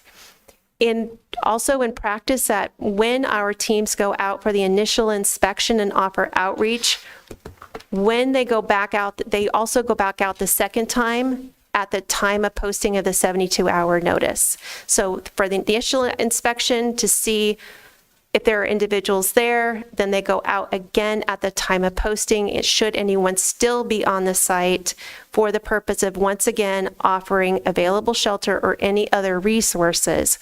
What has been reported to me is that typically by the time they get back to the site for the posting of the 72-hour notice, either individuals have left or they are in the process of leaving.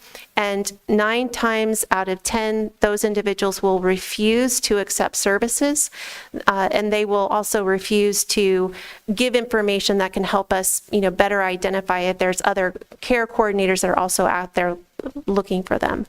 And then if the individuals at the time of either the initial inspection or at the time of posting, if they do elect to give information and provide services, we can arrange transportation to an eligible shelter. We can work to get them connected to any other case managers. There's a lot of care coordination that can happen in the field, but that's if the individuals elect to engage.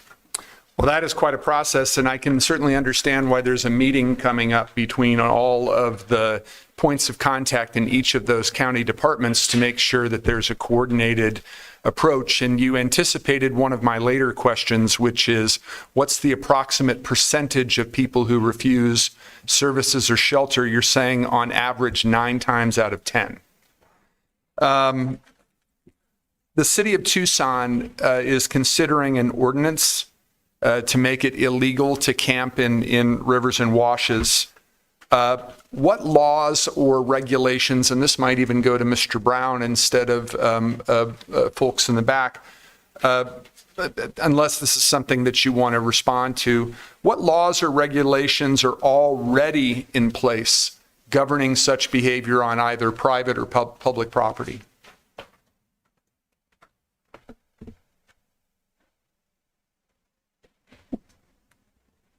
Chair Grijalva, Supervisor Scott, I would defer to County Attorney's Office on that provision.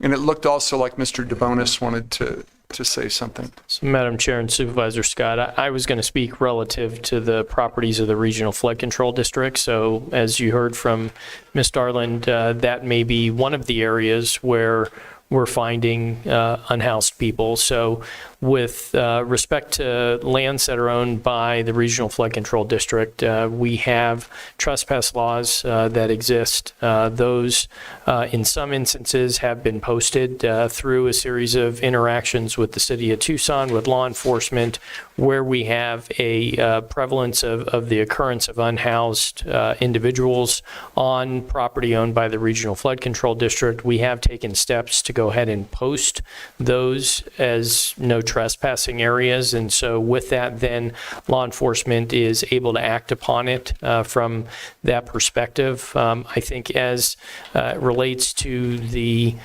loop itself, that is a flood control owned asset, although it's maintained and operated by Natural Resources, Parks and Recreation. As you heard from Ms. Darland earlier, we do have park rules that apply to the loop and the pathways and areas on either side of the path. That's primarily with the pilot with VetSec is looking to address, is informing people, enforcing those parks rules that say you can't, camp, or you can't have campfires, or, those types of activities along the loop. So I think it's really specific to the ownership of the property, what, requirements apply there, or authorities we have to take enforcement action. Those are just a couple that I mentioned. I appreciate that, and Mr. Holmes already mentioned in response to Supervisor Christie's questions that there's efforts underway to work with law enforcement to ensure some coordination in terms of their response.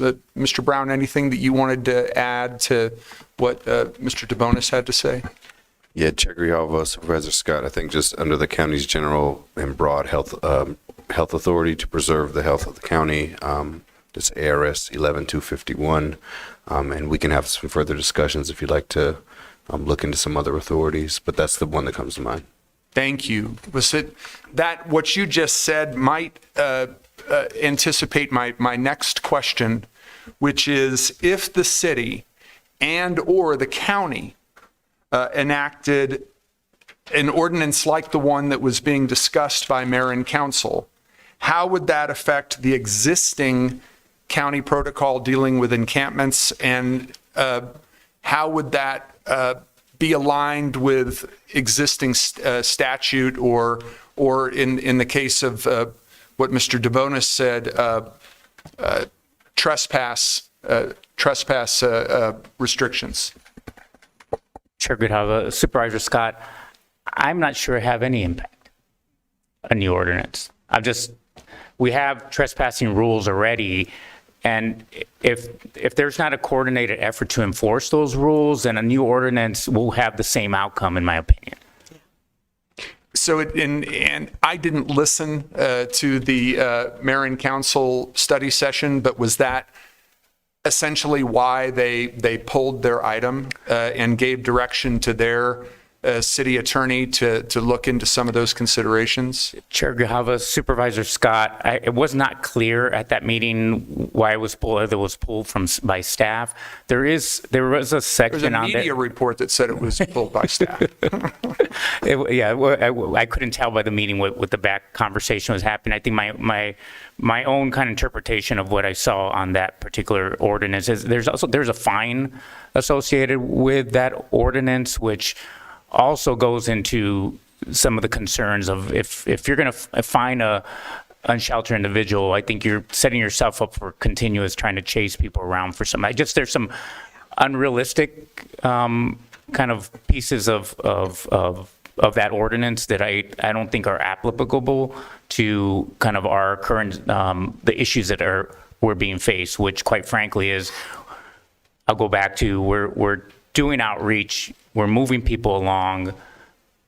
If there's laws that need to be enforced, it's not up to us to make that decision, right? And as a result of that, we're continuing to kind of see some of the similar outcomes that are frustrating constituents and some of the individuals. I know there's hope that we had a little bit more authority in that space. I mean, there was conversations, particularly as it related to individuals spoke earlier on the Santa Cruz and Grant. I drive by that weekly. We've put signs in areas that we have jurisdiction oversight. That area is not an area that's city of Tucson, and so we could not put signs in the city of Tucson.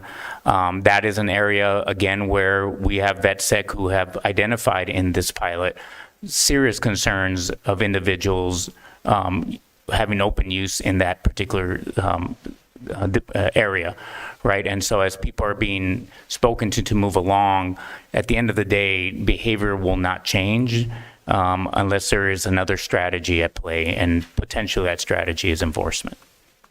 Administrator Lesher. Thank you, Chair Grijalva and members of the board. And I just wanted to comment, I look forward to more conversations about our authority as a public health entity, but that is by no means the panacea. And we have looked at using our public health authority on numerous occasions. When you look at things like Old Spanish Trail, areas that we thought we could easily step out and look at dealing with either communities who are living there or a building that is clearly beyond its useful life, hoping that there was a public health nexus that would allow us the ability to take action, and it is very limited. So there are things we can do. I think what you're hearing today overall is that we have many, many, many tools. And there seems to be a wall for some of them. Some of them we're looking for legislative fixes. And what we've been working on for a period of time is seeing how we can grab hold of whatever piece of certain legislation we can combine with others to, no pun, move the needle, I guess. Yeah. I think, just one other. I think that, because I haven't had a chance to speak on this, I appreciate all of the efforts that are being made. I do, I think, continue to share the frustration of many that are going out and doing the work, that the vast majority of people that are being offered assistance are not taking us up on it, and that we also have this whole other kind of influx of people that are not from Arizona and not from Tucson that are being encouraged by other states, given transportation options, to come here because they're enforcing their rules differently in different states. One of the things that I think all of us keep getting approached on is like, well, why can't people just be arrested? And trying to explain that many of the offenses are misdemeanor offenses in the city of Tucson that are not arrestable offenses, like for the most part. And yes, it might be the same person over and over again. It might not be the same officer coming out. I just think that we continue to work together. Administrator Lesher and I meet with the mayor's office minimally monthly, and this is a huge topic of conversation. I know that all of our departments are working together, but at some point there is a level of, so what next? And I think that that's where we have to have cooperation from our courts and our law enforcement, and that's just not, it's not that we don't want to provide help and not that we don't want to do all these other things, but at some point there is a breaking point, and I feel like we've heard from many constituents and businesses that have passed the breaking point. That's in their rearview mirror. So how do we continue to work towards, what now? I think that's what we really have to get together and try to figure out, because I just feel like we're trying to address an issue that is very complex and not one that we've had to deal with in this sort of scope. And so, what are some other models that are working better in different states? And I feel many of the other states that seemingly are more successful are also not really addressing the issue. They're just encouraging them to go movement somewhere else. Yeah. Supervisor Christie, and then Supervisor Scott, and then Supervisor Lee. Just a thought, with all your dealings in all those areas and witnessing where the weaknesses in that whole chain are, can you come up or can you think of off of all of this information of any ordinances or regulations that Pima County can construct or assert that would be beneficial for the end result we're looking for?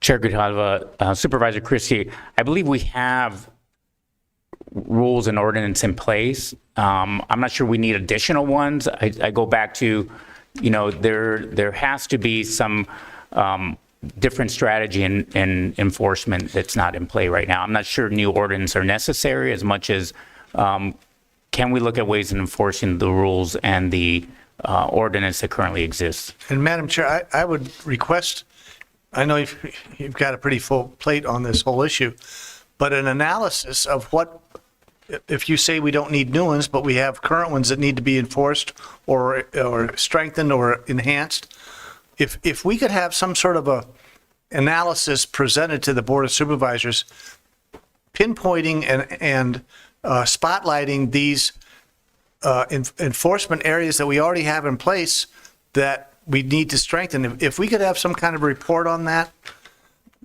or some kind of an analysis for the board to be able to digest, I think that would be very helpful. Yeah, Chair Grijalva, Supervisor Christie, just so I can make sure. If you're saying you don't need any new ones. No, just to make sure we're being real clear, because part of the enforcement, I got to make sure this is a nuanced answer to your question. Many of those rules are being enforced, but many of those rules are misdemeanor offenses. Are misdemeanor offenses. And the reason why this is an important distinction is misdemeanor offenses where you have a lot more choice of what decision you make to enforce, right? And many misdemeanor offenses will not result in you be taken to jail. Right, and so so there are enforcement pieces happening. I think what we're talking about, particularly those of us that have been working more closely with the transition center, is that if in those misdemeanor offenses people are taken down, not necessarily booked in jail, but shepherded through the transition center, that's a different strategy, right? That has not been widely used, right? So it's still enforcing the law. that currently exists, particularly like in a trespassing situation. But rather than using the current strategy that's more common, really maybe take some time to look if there's places that people could go where services could be actually part of the tool, kind of the continuum of that arrest, because it's an arrest that's happening. Right? I just want to make sure that's real clear. Misdemeanor arrest is happening, but not taken down to the transition center. So I think it's a combination of. Just want to clarify for your ask, Supervisor Christie, is the rules that are happening, but not necessarily what's being enforced, but how is it being enforced, right? I think that's equally important because that enforcement is just more of a nuanced strategy of enforcement versus whether they're being enforced or not. So Madam Chair, you're suggesting, I think, that we have to analyze, are there holes in the laws or holes in the strategy? And that, I think, is where the factors really lie. Thank you, Madam Chair. Supervisor Christie, that's again, you're correct. I think that's where we need to be a little bit more nuanced in your analysis. Say no is because we have to remember that their animal, their dog, is their best friend, and they're not going anywhere without that dog. So when we look at solutions, I hope that we look at the whole picture, because I think that's a huge part. I mean, if I was homeless and my best friend's a dog, I mean, and you're going to separate me, and you're going to say, you get food, you get a house, but you can't take your dog, I'm going to say I'm staying here. The other thing I want to let you know is that most of us know Damian Klinko. Well, he got assaulted by a homeless man in front of Time Market about a month ago, really assaulted. Called police, it was deemed a felony because he was assaulted, but as he's been going through the court system, it has been a very cumbersome issue, and having to go back and back and back.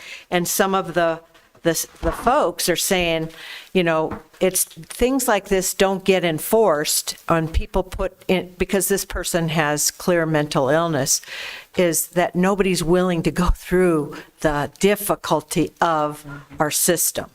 And so if we're looking for a comprehensive issue, having that whole system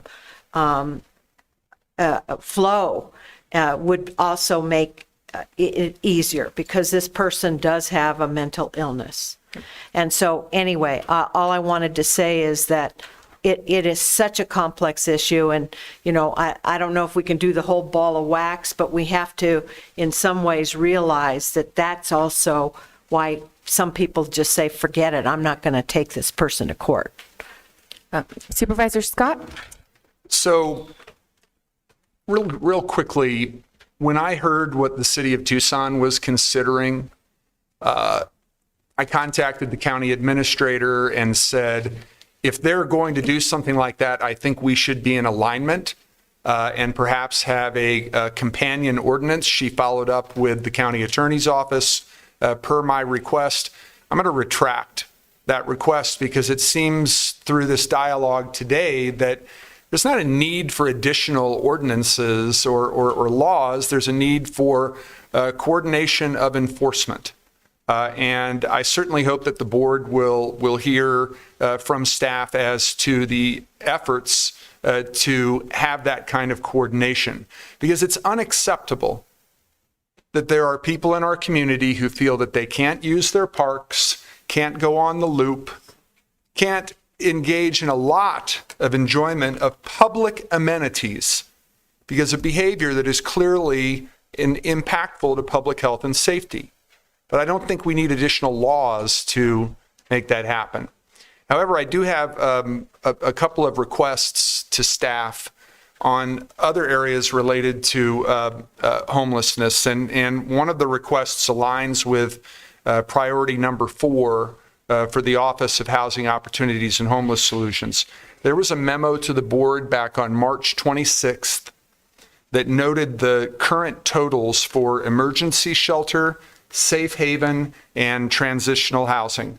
But what has always been unclear to me is how much additional shelter space is needed. What's the approximate number in each of those categories? And so I'd like to hear back from staff about that. That same memo, and this is the request that's aligned with priority number 4. That same memo in the paragraph right before the conclusion, and this is Ms. Darlin's memo. There was a cover from Ms. Lesher, but this is Ms. Darlin's memo. It says, as noted in a July 7, 2023 update to the board, the increase in need as federal pandemic funding recedes means success requires a collective regional approach to ensure efficient use and application of the whole continuum of resources for homeless households, from shelter to prompt access to housing, to ongoing case management and housing stability after housing placement, such as employment and connection to mainstream resources. I would like to know, what is our plan? What is our plan to get in place that collective regional approach? And I think it is important and essential for the county to lead in that space. And I would like to get some report back to the board as to how we're going to move forward with our regional partners, both governmental and otherwise, to have that collective regional approach. Maybe it's building on the HUD Central Command approach that we've heard otherwise. Maybe it's building on what's going on with TPCH. Maybe it's something else. But this is a memo from back in March that references something from July of 2023. And I think we need to know what our game plan is and how we're going to lead in that space. So thank you, Chair Grijalva. Okay, thank you. I think if it's all right, we're going to take a quick 5-10 minute break, stretch, restroom. Okay, thanks. Thank you. That was very good.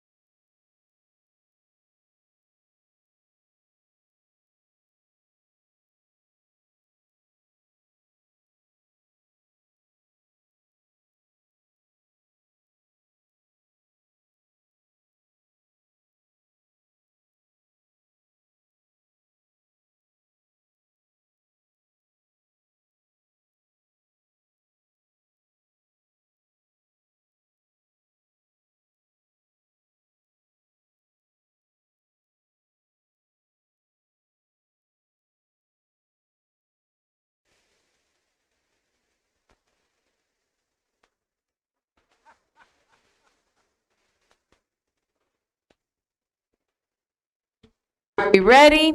All right, we're back. So now we're going to move to item number 14, a financial report, presentation, financial report for August 2024. This is the second period. Administrator Lesher. Or I'm not. Direct- Thank you. Thank you very Director much. Moulton. Director Moulton is here. Sorry. Thank you. Good afternoon, Chair Grijalva, supervisors. What we have for you today is I want to talk about the financial update or report for August. Next slide, please. This slide shows the year-to-date actuals for the first 2 months of the fiscal year and projections through June the 30th.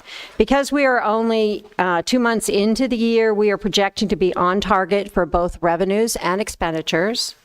For the revenues, you can see that the actual revenues are only, the year-to-date actuals are only about 3%, but we are expected to be on target because so much of the revenues that go into general fund are taxes. Taxes are normally collected in October prior to the November 1st deadline, so we anticipate no issues with regard to our revenue projections this year. With regard to the actual expenditures, they're tracking at about 17% of the budget, which is 2 months, so we're right on target as far as that goes. The general fund reserve balance is budgeted at 97.9 or approximately $98 million. Next slide, please. This is an analysis of the contingency fund for fiscal year 25. As part of the adopted budget, the board adopted a general fund contingency of $673,305. In July, the board authorized an additional $4.1 million of unrestricted general fund balance from fiscal year 24 to be allocated to the general fund contingency for fiscal year 25. This slide shows the uses of those funds so far this year. We've allocated approximately $1.03 million for 4 items. Those items are listed up there: a new probation officer, the Marana Sarita Food Bank, some additional lease space and tenant improvements for the recorder's office, and a new generator for the Justice Court's Ajo building. Additionally, $1.5 million has been earmarked as matches for potential grants. Those 2 grants are listed on the slide. If Pima County is awarded those grants and the board subsequently accepts those grants, these dollars would then be moved out of an earmark status that I have them in right now into actual uses. Next slide, please. The final item in my report today is on the county's credit ratings. The credit rating is an independent assessment of the county's credit worthiness and risk levels. On September 3rd, 2024, the board authorized the sale of up to $40 million in certificates of participation and up to $54 million in sewer revenue obligations. After that authorization of those sales, the county administration, members of the finance team, as well as our financial advisors, meet with the credit rating agencies to review the county's financial status, as well as some predictors of where we believe we will be in the future. As a result of those meetings, the credit ratings are issued. The detailed credit reports were provided to the board via a memo from Administrator Lesher on September the 24th, but this slide shows the most recent credit rating in each of the types of debt that the county currently has outstanding. So you can see that both Standard & Poor's and Fitch rate the county very highly with AA, and in some cases AAA or AA plus. So we have very strong financial resources to support the levels of debt that the county has issued. So that concludes my overarching report. I'd be happy to answer any questions. Madam Chair. Thank you. Supervisor Christie. Two quick questions. On page 2 of the memorandum, it cites the justice courts in Green Valley requesting, it looks like, a new probation officer position. Shouldn't this have been in the original budget? Administrator Lesher or Director Moulton? Chair Grijalva and Supervisor Christie, we always hope for things to not be in contingency, to be in initial budget, and then worked with probation and the office for the allocation of partial funding of that position. They were looking to fund the entire position, and then there were some additional costs. Forgive me, that part of these are for the accessories, if you will, the tools that the probation officer needed. So the contingency funds assisted with a car or the other kinds of wraparound services or things that the new probation officer would need, but that officer was funded by other funding with the courts. Okay. So it's one time. Yep. And the second part is under the recorder's office. This seems like this was requested before, and I'm wondering if it is the same one as it before, and is it a new location or is it a reconstruction of a current one? Chair Grijalva and Supervisor Christie, it's the same as previously. What occurred is it was budgeted in the last year and not able to get it completed at that time. And so it did not get moved forward into this year, which is when, as soon as, to the next fiscal year, because when the election's over, that's the window of time when the recorder can expand or can move in some way. So this is previously budgeted funds by the Board of Supervisors in last year's budget that should have been moved to the new year. It did not. It is now, and it is to provide an additional expanded location that they have been using down by the elections building, so that we would have both the recorder and the elections department working together down in the Ajo Country Club area. So the recorder will be moving to the south. Not the entirety of the office, but some of the services. We can provide you with the detail of exactly what are those functions that are moving, Supervisor Christie. Okay. Thank you, Madam Chair. Any other questions? The only issue that I have is the contingency of 3.7. Can you, because we've had individual supervisors, I know that we talk about it on the dais of expenditures that we want to see happen. Can you talk a little bit about the difference between contingency and reserve, and just for the public? And then I'm wondering if that contingency amount is sufficient for a county our size with our budget. Administrator Lesher. I will ask Director Moulton to explain all the different funds, but I will tell you that it certainly is not what we had hoped for in terms of a contingency. And so you notice we started with a very small contingency when we had some additional funds at the end of last fiscal year that were in excess of, the fund balance was in excess of what we're mandated to have in accordance with board policy, which is the 4.1 million, and we rolled those dollars into contingency. We will continue to look at any and all dollars possible to move into contingency. I believe last year the contingency budget was about 25 million. Yeah, I think it was 25 million, and I believe we spent all but 670. 2 million? Well, yeah, 2 million. Director Moulton. Jeez.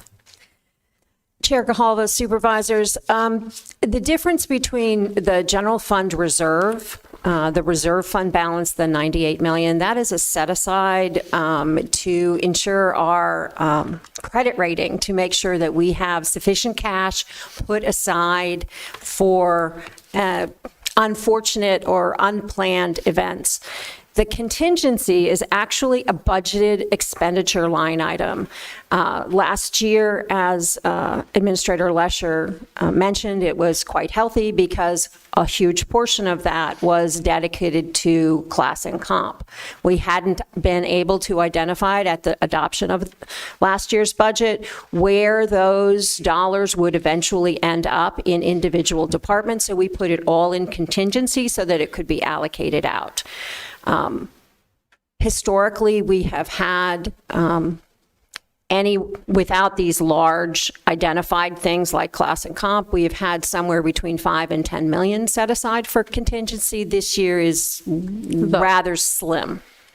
Yeah, that's what, I just wanted to say that publicly because I know that we all individually get asked from different constituents and organizations, like, so you could do more, you can do more. And I just feel like we need to really focus on the fact that what we have in case of, for contingency is 3.7 million when we're usually have 5 to 10. And I think that that's something that we need to pay attention to. Chair Gerhold. Any other, Supervisor Scott? Question, and this may have been addressed before, maybe when we were talking about the budget or when we were talking about the general fund reserve policy that we enacted back in 2022, but the 17% of expenditures figure, was that something that we came up with internally, or was that recommended to us by the rating agencies? Yes. Chair Grijalva, supervisors, it was not an internal calculation. We talked to a number of the rating agencies, got some of their feedback, as well as our financial advisor, as well as the government, GFOA, Government Financial Accounting Office, and they recommend it somewhere between 15 and 20%, and we settled on, so collectively we settled on the 17% as a good place to land. So they recommend between 15 and 20, but we determined, or administration determined, that we should be somewhere in the middle of that range that they recommend. That's correct.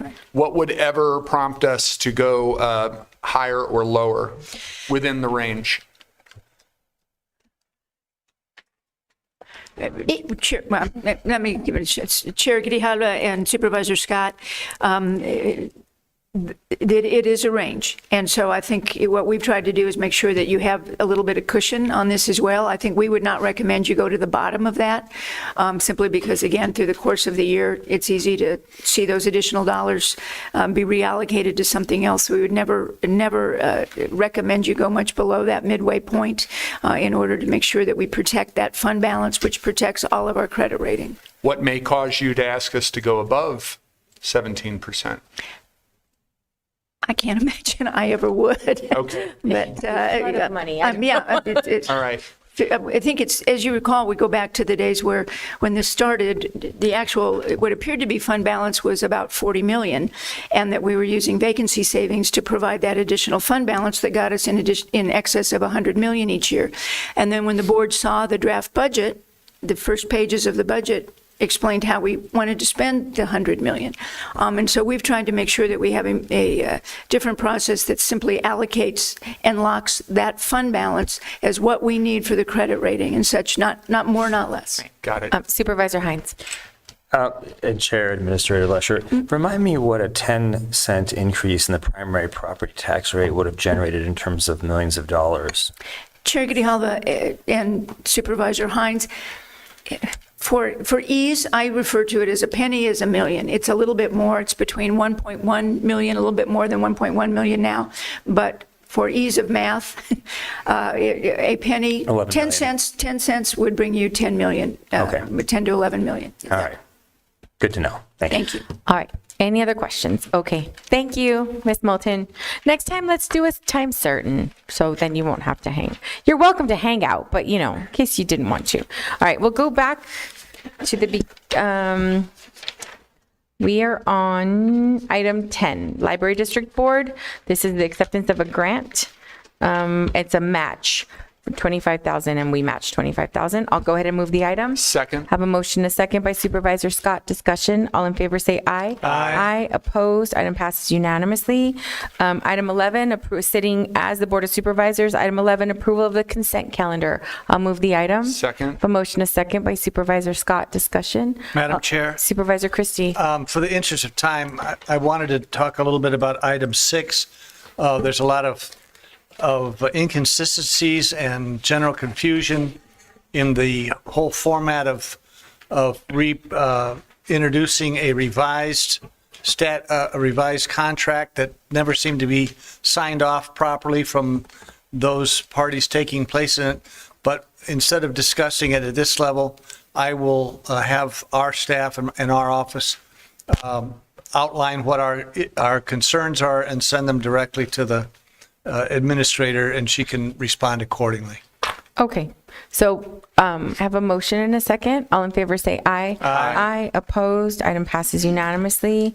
Item number 12, Board of Supervisors, updates on committees and commissions. Chair Grijalva. Supervisor Scott. Thank you. The Regional Transportation Authority Board met on September 26th. A majority of the board voted to move the draft plan that was described to us by General Maxwell at the last meeting into the public review period. The board also voted unanimously, if there is an RTA next election, to schedule it for November of 2025.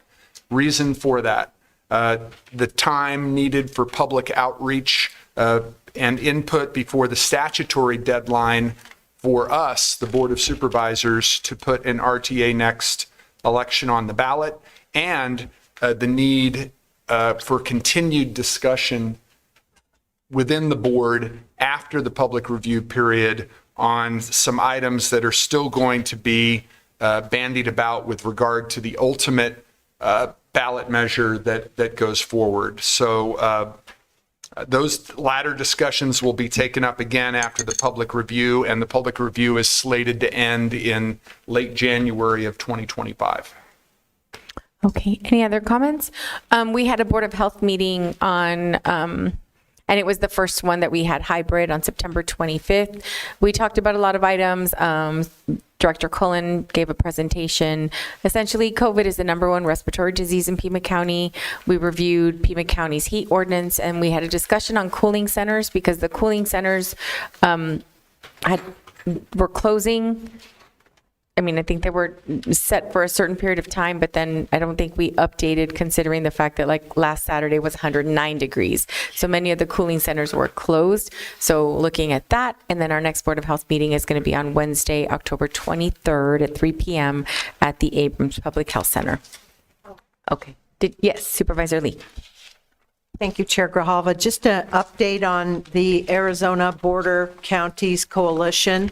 We are all leaving to go visit the Cochise County Port of Entry. There has been designation of, I think, $500 million to upgrade that port.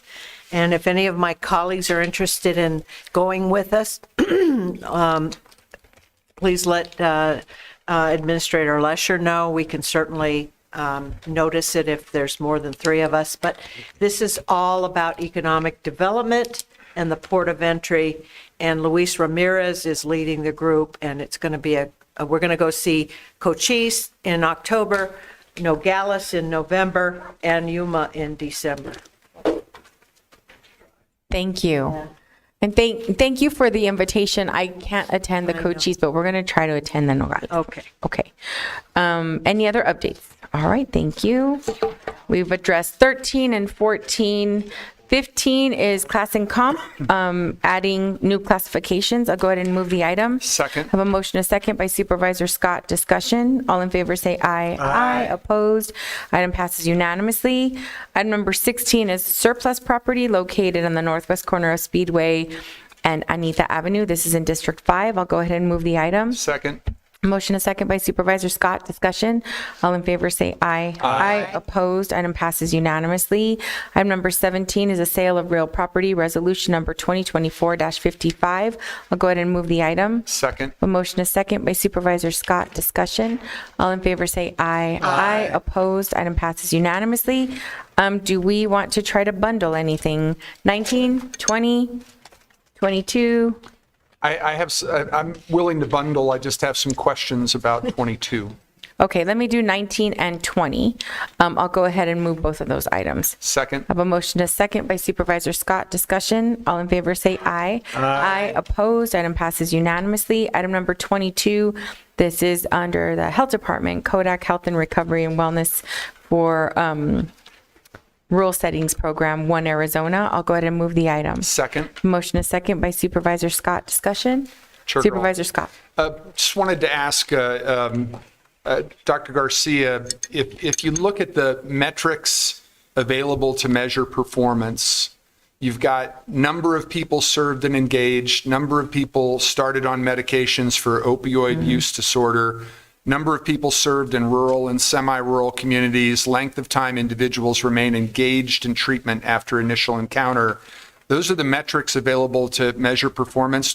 But do we have any expectations in each of those 4 categories as to what the hopeful number will be? Chair Grijalva, Supervisor Scott, really excited to have this contract before you because this really represents one of the first large sort of pilots that we're doing using the 1 Arizona opioid abatement dollars. The questions that you asked are really good. The metrics as we've described them are the process metrics, right? Rather than the outcomes. They're actually stipulated in the scope of work how many of these different widgets we would like to see the contractor provide. I think the more interesting conversation is how effective are these kinds of approaches, and I think this is clearly a pilot that is relatively modest in terms of scope, but we really think that this is an opportunity for us to put medication-assisted therapies out into communities that don't have brick and mortar MAT facilities. So we think that this is a good win for everyone. So with that last thought in mind, Dr. Garcia, the mobile treatment and resource delivery, I understand our target here is mostly rural and semi-rural communities, but how can we expand that service model into other areas of the community where populations may be hard to reach?